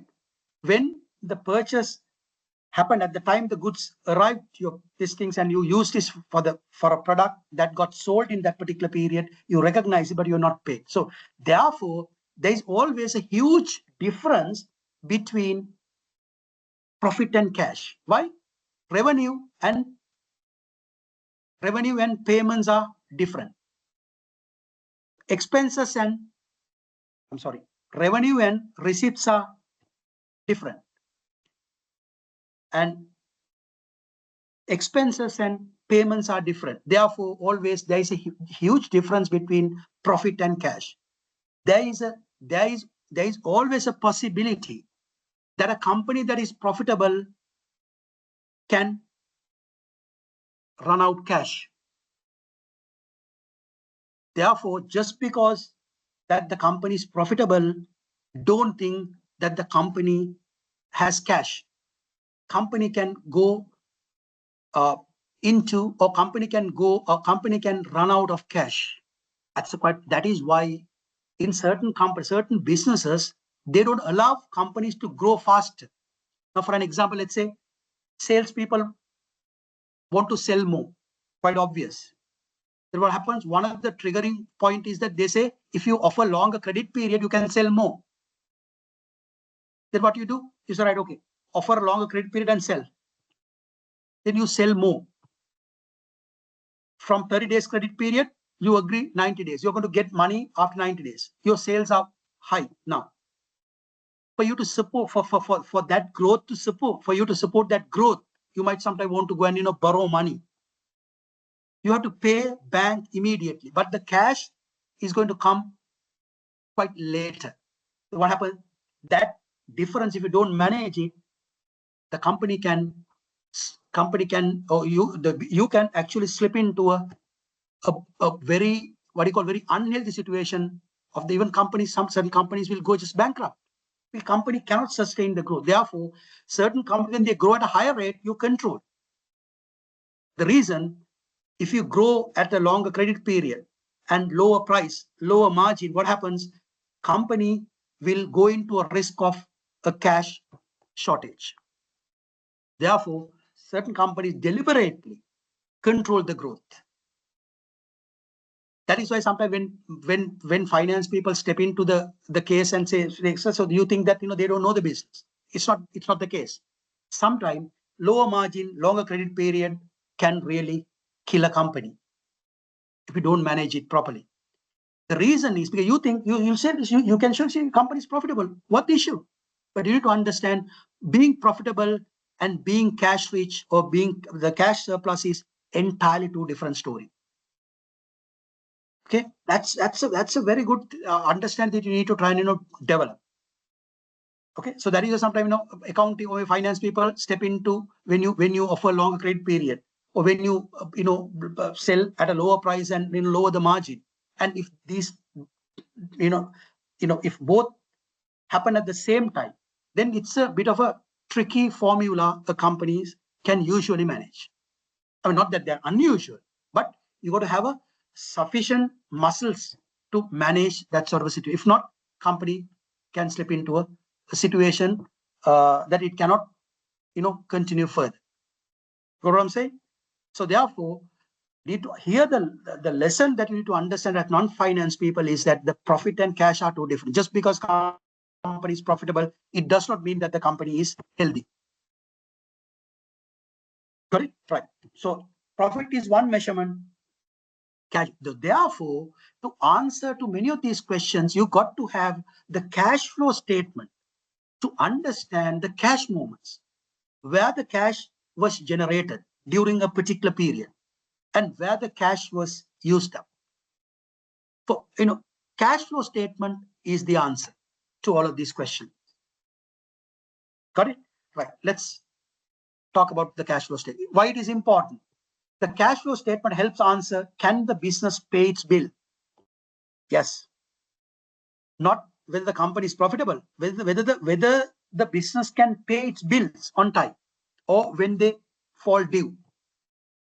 It is generating enough cash, whether the business is generating enough cash. Where is cash being used or earned? Yeah. This is what cash flow statement is going to answer. Without cash, profits don't matter if you can't pay bills. Absolutely true. So this is another area that you need to try and sit with the finance people and try to understand that area, because profit does not matter if the company does not have cash to pay its bills. Because on the salary rate, you can't give your employees a copy of your P&L. It won't solve the problem. When suppliers coming, asking for payment on the time the bills fell due, you got to pay them. When on the tax date, you got to pay the tax to the government. You need to pay on time. The bank, what if you are borrowed, you got to pay the interest on time. Right? I mean, profit will not answer to any of these questions. So therefore, you got to have a cash flow statement to understand the cash movements. So that's another area non-finance people should be knowledgeable and try and understand how these what do you call these elements work. Right. Okay. There are three sections of the cash flow statement. Three sections. First section we call operating activities. Therefore, we call operating cash flow. What does operating cash flow tell you? Operating cash flow captures all the cash in and outflows, inflows, outflows resulting from the cooperation. Example, purchasing material, collecting money from or paying suppliers, collecting money from customers, paying taxes, paying utility bills, paying salaries. These are all captured by the operating cash flow in the cash flow statement. We call operating activities or operating cash flow. That's the first line. Then we have the second line of the cash flow. We call investing cash flow or investing activities or investing cash flows. What does investing cash? What does investing cash flow capture? It captures buying and selling assets. Let's say you buy a machine, you buy a computer, right? You extend your manufacturing facility, you renovate your building, or you sell used machine. Those cash in and outflows are captured by investment cash flows. Earlier when I told you, operating cash flows capture all the cash in and outflows resulting from the core business. I mean, paying suppliers, collecting money from the customers, paying taxes, paying salaries, paying electricity bill, like connected to cooperation. Investing cash flow captures all the buying and selling, in and outflows of assets, fixed assets, long-term assets. Then the third line of the cash flow we call financing cash flow, financing activities. They capture all the cash in and outflows connected to connecting with financing, funding to the company. Now, for an example, now I told you there are two parties funding into a company. Who are those two parties giving finances? Who are the two parties financing to a company? We discussed initially. Quickly, tell me, who are the two parties? Who are the parties who are funding to a company? Owner. Owners. Shareholders. What does the shareholders say? Owners or the shareholders, one party. What the other party? Huh? Is Creditors, like banks. Banks, exactly. You see, under balance sheet, the liability, third parties who are financing, banks. All right, those cash inflow, in and outflows are captured under financing activities. Let's say if investors say invest money, cash into the company, that is recognized under financing cash flow. When owners fund money into the company, what is the return they usually get from the company? What is the return? Owners fund money into the company, which is captured under financing cash flow. Against their investment, what the return that they are supposed to get? profit. Dividend. Dividend, exactly, dividend. That dividend is a cash outflow which the company pays to the shareholders. Of course, once you make the profit, but what is paid to the investors or the shareholders we call dividend, not the profit. That dividend is also captured under financing cash flow as a cash outflow. Owners pump money, cash inflow under financing activity. You pay dividend is a cash outflow under financing activity.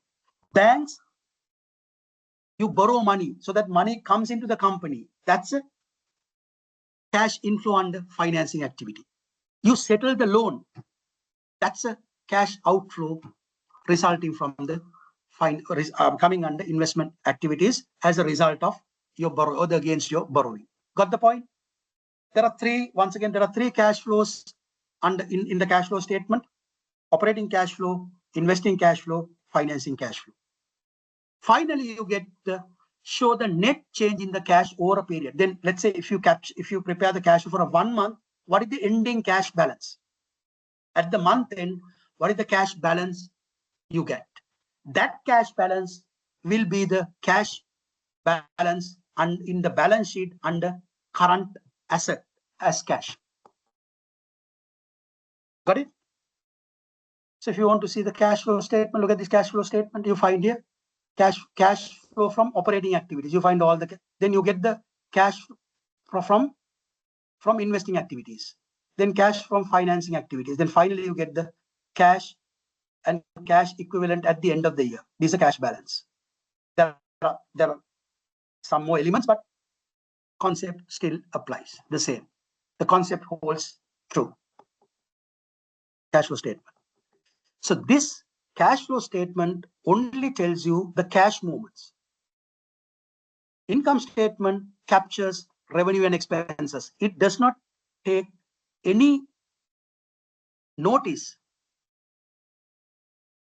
when the money changes hand. Income statement only revenue. When the invoice is generated, goods go out, revenue is recognized. When you purchase something and incur it, when you incur it, expense is recognized. It does not take any notice when the payments are made or when the money is received. They are captured by the cash flow statement. Got it? Any question? Do you have any question? All good? Right. Look at putting together cash flow statement. See, you have the operating cash flow plus investing cash flow plus financing cash flow. Total, you get the net change in cash. We call cash balance. Operating cash flow 12,000, investing cash flow minus 4,000, financing cash flow 8,000. In total, you get 16,000. Is the net cash increase at the end of the period. Are we okay? Now we get into the area of health check. So we're going to do a similar exercise what doctors do. We are going to assess the health of the company using financial statement. We call health check. Are we okay up to this point? Any things that we discussed? Is everybody okay? Can we move forward? Yes. Yes, All sir. okay? Right. Great. Right. Now we're going to do the diagnosis exercise, like what medical professionals do. Health check.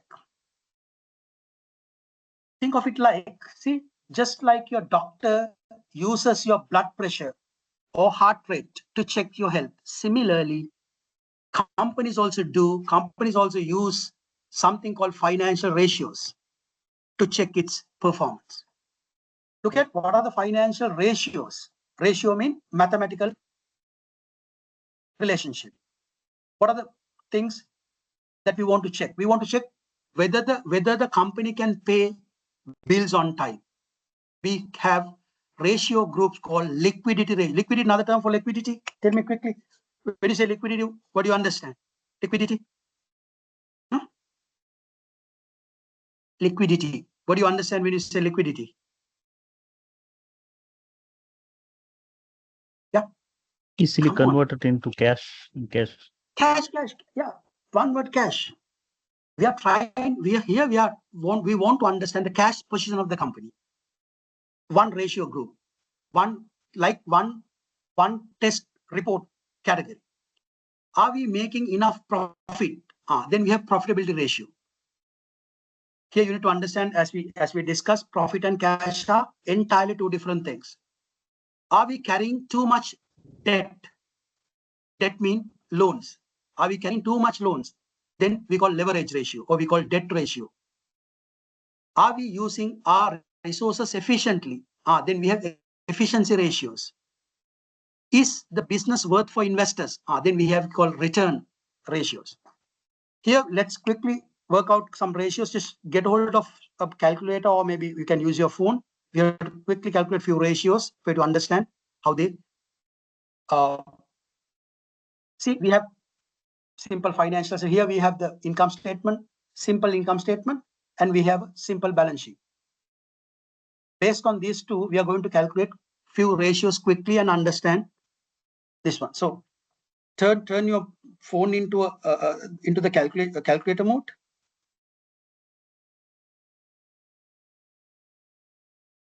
Right. Okay. See, financial ratios. See, these are the ratio. Profitability. We are going to look under profitability ratios. We are going to calculate gross margin ratio, or we call GP ratio, net margin ratio, and return on asset, ROA. Right. Let's see first ratio. Let's quickly calculate. See, first one, GP margin. How do we calculate GP margin? Revenue minus cost of sales mean the gross profit divided by revenue. Gross profit margin means gross profit divided by revenue. Let's quickly go to this one and see. We go to the P&L. What is the gross profit? 200,000 divided by sales. Calculate quickly and tell me what the percentage. 200,000 divided by 500,000. What the ratio?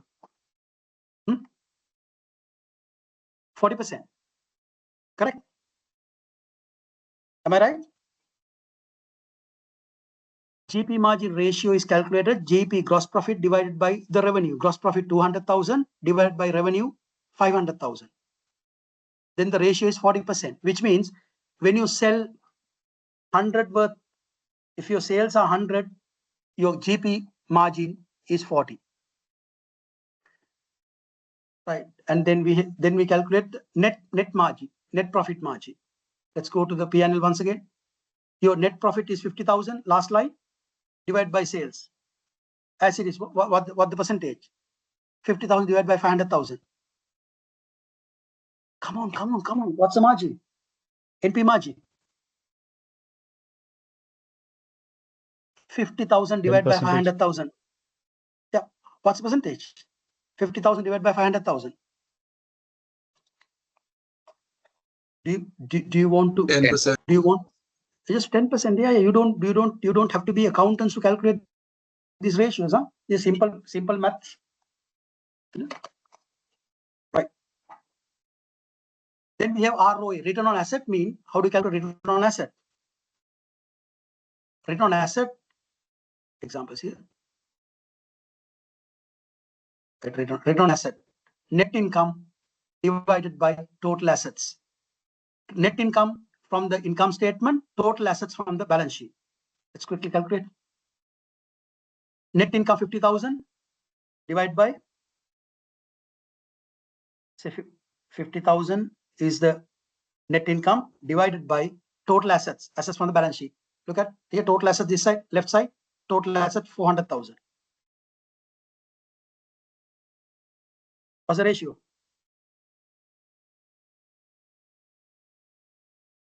Yeah, 50,000 divided by 12.5%. 12.5%. What is the meaning of that 12.5%? If you have 100 worth assets in the company, using that 100 worth assets, the company has produced 12.5 profit. Very clear. Right.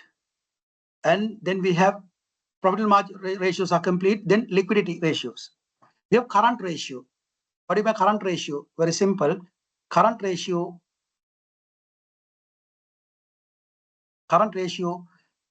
is current assets divided by current liabilities, both from the balance sheet. Current assets divided by current liabilities. Go to the balance sheet. Total, you have the here calculate the current assets, accounts payable, current asset, short-term loan, current asset, right? Altogether 75,000. That's all. The current asset 75,000. 75,000 divided by current liabilities. Look at current liabilities, long-term debts, no. Total current liabilities here, 75,000. Total current liabilities, 75,000. So I'm sorry. Current, so 0.5 or 50. sorry. No. Take, sorry. Current asset divided by current liability. Look at the current asset side, current assets. Cash is a current asset. Sorry, I was looking at the other side. Current assets.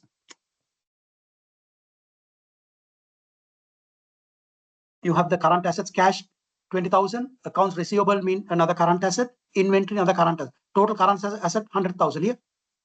100,000 divided by total current liabilities. Here 200,000 here. Sorry, total current liabilities 75,000. Here total liabilities including long-term liabilities. Here current assets divided by current liabilities. Current liabilities are 75,000 divided by 75,000. What's the answer? 1.33. 1.33, which means company has current assets 1.33 times over its current liabilities. Here, higher the better or lower the better? Ideally, what is your thinking? If this ratio, which level is better, higher or lower? Current asset divided by current liability. In this case, I'm sorry, what? Higher the better or lower the better? Generally higher. Higher is better. Generally higher the better, because you have more current assets. But if it goes, very high figure, then it's another problem. So here we are not going to discuss that. But for the time, just understand higher the better. So you have more current assets over current liabilities. So then we discuss the current ratio. Quick ratio is a slight modification. Then we have the efficiency ratio, inventory turnover. Inventory turnover ratio is calculated. Look at cost of goods sold divided by average inventory. Cost of goods sold from the income statement, average inventory from the balance sheet. Let's go to the Here, you have the cost of goods sold 300,000 here. Calculate quickly.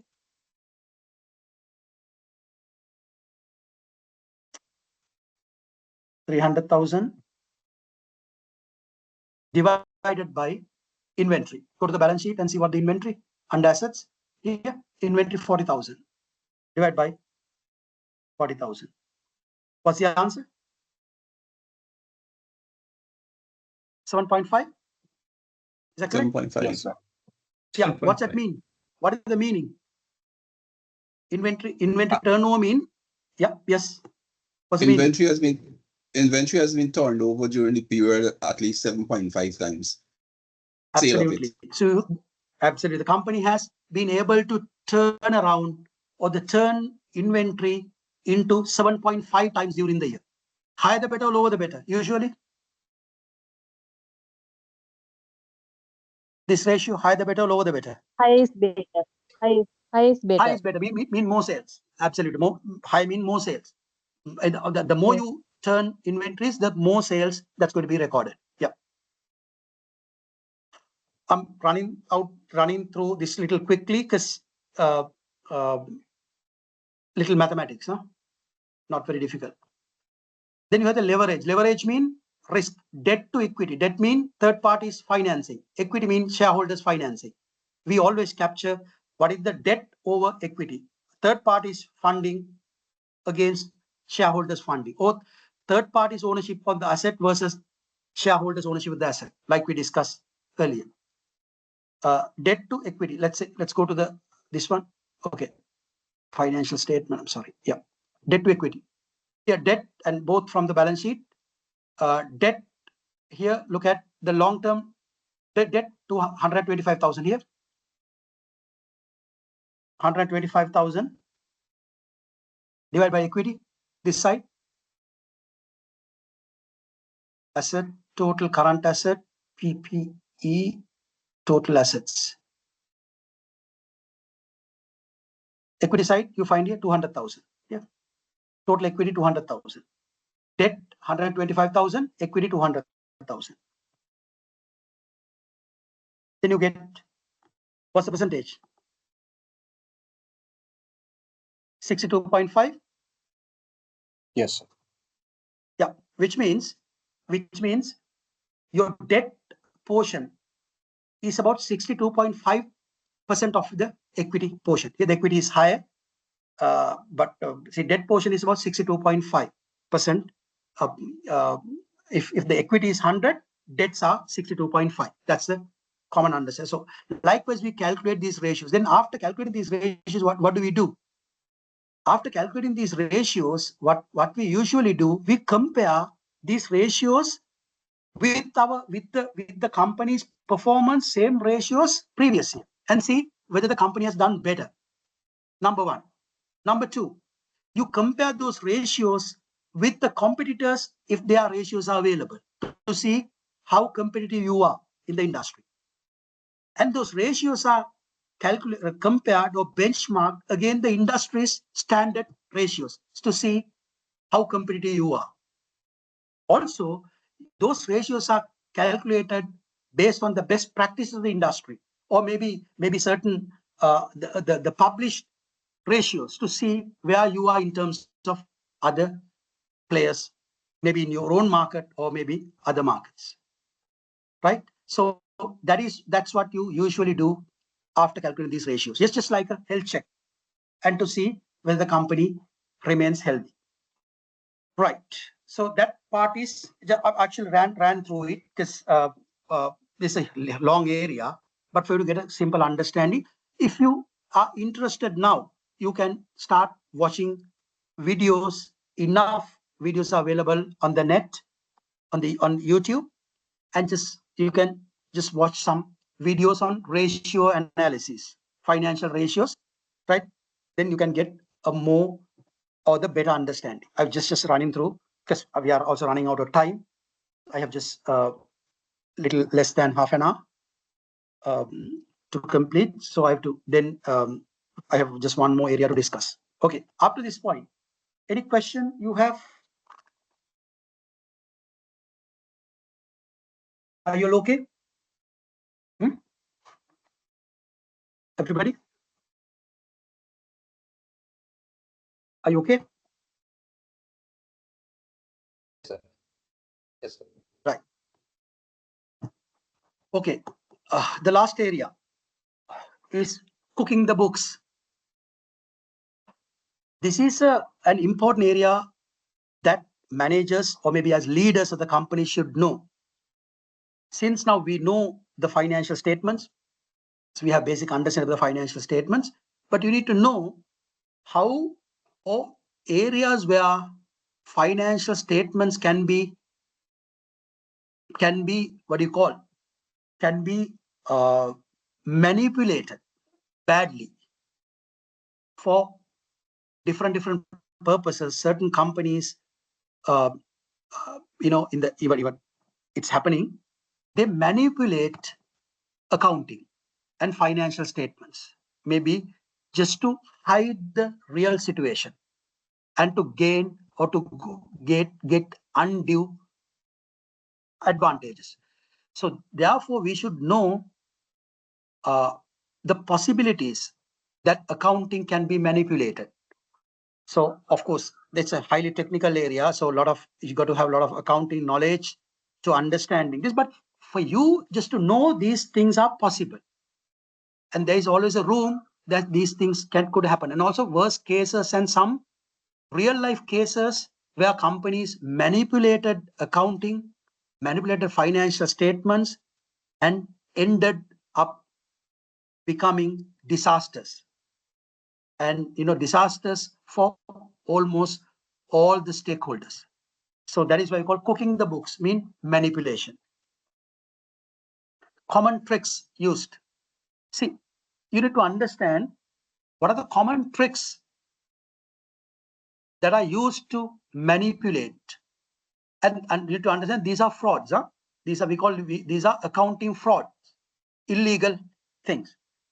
See, overstating revenue, reporting fake sales, right? Reporting fake sales. So certain sales you report fake. I mean, they're not genuine sales. These are the ways that how companies cheat. Hiding expenses or losses. Certain expenses that you sometimes you hide them. Certain expenses, or you misinterpret certain expenses and avoid those expenses coming into your income statement. As a result, you want to overstate the profit and to show that you look better, right? And also you hide certain losses, or maybe you what do you call? I mean, you use many things. You sometimes create. I'll discuss at the time that we discuss certain examples. Here, what companies do is that you hide expenses or you hide losses, and inflating asset value. Sometimes, accounting, as we all know, as we discussed, there is a concept called cost concept. All the assets are recognized on the cost. All non-monetary assets are recognized on the cost basis, whereas you inflate the value of assets and make the balance sheet better looking. It's fake. That's not the real balance sheet of the company. So off the books accounts means you have certain transactions you don't keep in your set of accounts, right? Maybe you don't bring those things. I mean, you always keep those accounts out of your usual books. Those are some of the common tricks companies use, to cheat and to hide the real performance and the real look of a company, right? To get certain undue. You need to understand these are not easy without the involvement of high profile business executives, maybe CEOs, CFOs, or maybe senior financial professionals. I mean, if they're not connected, these things are not easy, because these areas, for you to cheat, for you to misinterpret, for you to manipulate, you got to have a good knowledge about the accounting system. What are accounting scandals and frauds?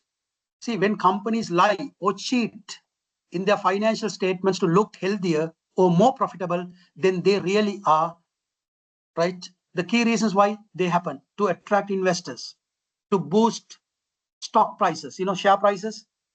So you want, because certain CEOs are rewarded or maybe remunerated based on the share price. Then what do? You take certain what do you call you shortcuts and go for certain manipulation just to boost the stock price, because then you're remunerated a higher amount based on the share price. But that is not, they are not honest, right? To get loans easily, just to just take the banks for a ride, just to show I mean, for you to be able to stand before the banks more than just to look better than what you're actually worth, to hide bad news, yeah, like losses and stuff. I can give you 3 examples, right? World famous examples, how companies manipulated and sort of engaging these fraudulent activities and made historical disasters. One company is Enron. After this session, I kind of request you to watch some videos about Enron, what actually happened in Enron. Enron case is a disaster where Enron, they were hiding massive debts, creating different companies like we call SPE, special purpose entities, right? Special purpose entities, they've created separate companies and transferred those debts into that company, taking out from the main business, so that main business looks, lower leveraged than they were than they actually were. Transferred debts, liabilities to SPEs, special purpose entities. And also they use another concept called mark to market accounting. Mark to market accounting mean certain sales, let's say you're talking about a big contract. What these guys did, they've already recognized that as a revenue. In accounting principle, there is an accounting principle called conservatism, or we call prudence concept. Prudence concept does not allow a company to overstate revenue. Also, it does not allow you to understate expenses. It does not allow companies to overstate assets. It does not allow companies to understate liabilities. But what these companies did, they completely breached that concept. And certain sales, when the sales are in discussion, these guys recorded those as sales and created their income statement showing higher profits, and resulted this big company. The Enron was into energy and commodity business, one of the huge US company that collapsed. Ultimately, shareholders who have invested, got nothing, right? Share prices crashed overnight, right? Huge disaster. And the other company is WorldCom. What WorldCom did, when the WorldCom is into telco business, telecommunication. What these guys did, when they had leased lines, telephone lines. When you pay lease payment is an expense. You need to book to your income statement. What these guys did, collectively they interpreted this as a capital investment. Like you purchase machine 1 million, that can be spreaded over for a longer period, so that particular year only got a portion of that expense, so that profit was overstated. Result was 11 billion overstated income, overstated profit. Company collapsed completely. And then Satyam in India, that company, IT company, same thing, fake bank balances. They actually created this company, this, they created separate set of financial statements overstating profit, right? And at the same time, bank balance, they actually created, these guys created, bank statements completely, these guys completely, what do you call, forged the whole, banking, what are the monthly statements that you get from the bank, and showed the higher cash balances and ended with a disaster, right? So likewise, even in Sri Lanka, you find like Golden Key, good example, right? Accounting fraud. What happened in central bank was actually bond, not clearly connected to the financial statement, but that's also an accounting related fraud, right? So likewise, these things are happening. So therefore, I think we have to be mindful and should not allow, permit, or give any room or any chance for anyone to manipulate, misinterpret, or rather manipulate the financial, which is a fraud. And ultimately, surely those companies will never be able to survive. They'll certainly will end up just as a disaster. So therefore, those are some of the key frauds that could happen based on the financial statements, how they kind of present or prepare and present those financial statements. See a summary: Enron, US company, off balance sheet SPs, I told you, special purpose entities. MTM mean mark to market accounting. That's also wrong principle. And then WorldCom, I told you, capitalized expenses. So they treated this, those lease payment, they considered, or they misinterpreted as capital expense, so that they could be spreaded over a long period, so that the each year income statement gets a small portion of the expense, so that then what happens, your profit will be overstated, right? And then Satyam, I told you, fake revenue and fake cash balances. What happens after scandals? Employees lose jobs, investors lose money, public lose the trust. Even Enron case was it was quite pathetic that the audit company, Arthur Andersen, was the audit firm. Audit firm was part of the scandal. So then what happens is, auditors are usually considered as the regulators, or maybe just like the third line in defense. So these guys also, in this case, those audit firms, the particular audit firm, this Arthur Andersen, was also part of the whole fraud. So then what happens? The public loses the trust. Company, goes bankrupt, and also new laws and stricter regulations are emerging. Why? Just to prevent those things, just to control those frauds. What happens? Usually, new laws are being generated. New laws are being codified. Right? These things happen after scandals. How to prevent financial frauds? Simple steps companies could take: strong internal controls, right? So therefore, don't consider certain internal controls that are put forward by finance or audits just as barriers, because they are required. You got to support them, because if you don't support them, if in case these things happen, probably you're one of the first person to lose the job, right? If the company collapses. And independent audits are must. And ethical leadership, leadership that does not permit, that does not support any frauds, any cheating within the company. And whistleblower mean anybody who you have to create a culture. Anyone who gets to know should be able to immediately report, something of this nature is happening. So we call whistleblower hotlines. Right. That's basically of all what I kind of plan to discuss, and we are quite on time. 5:20. Right. Okay. Can I quickly get a feedback from you? How did this go with you? Are you okay?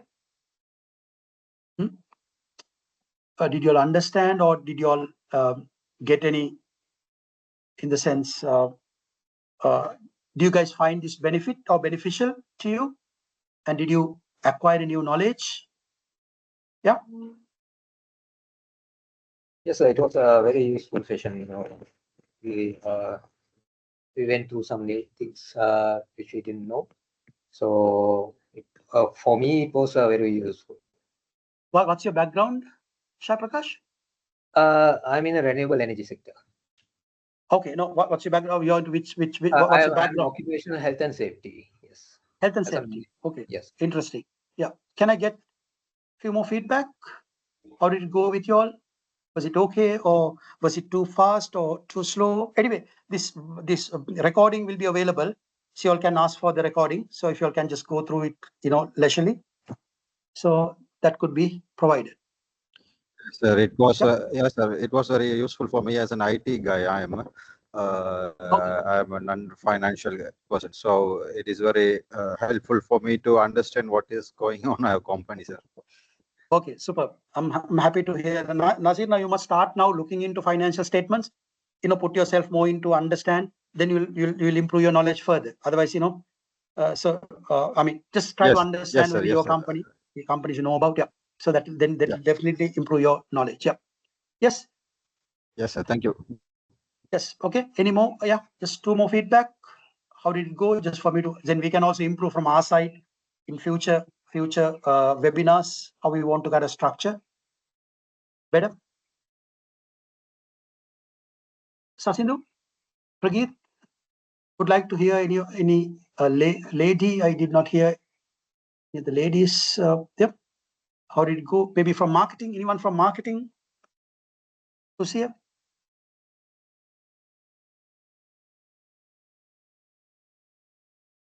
I'm in the imports, and it was very useful, sir. Okay, Abdul. I'm happy to hear that. Yes, sir. So Yes. yeah, okay. You find it useful, definitely. Yes, sir. So Yes, sir. and continue learning, right? Don't stop learning. Finance is not difficult. Finance is interesting.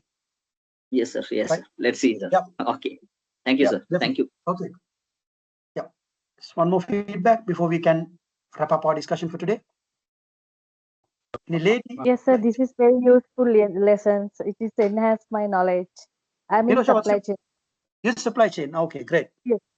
Okay, it's great. Right. Okay. So, all right. Thank you very much for everybody. Okay, being patient and going through a bit of a, I would say, little what do you call, sort of a crash course sort of a thing. But idea is to give you the appetite.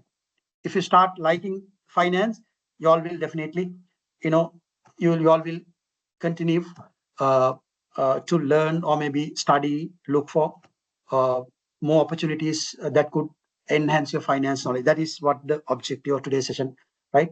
So there are likewise, we'll also plan more sessions like costing area, pricing, little other important areas in finance as we move on, like free webinars, so that you all can, benefit a lot. Right. Thank you very much for everybody. Thank you, for sir. participating. Yeah.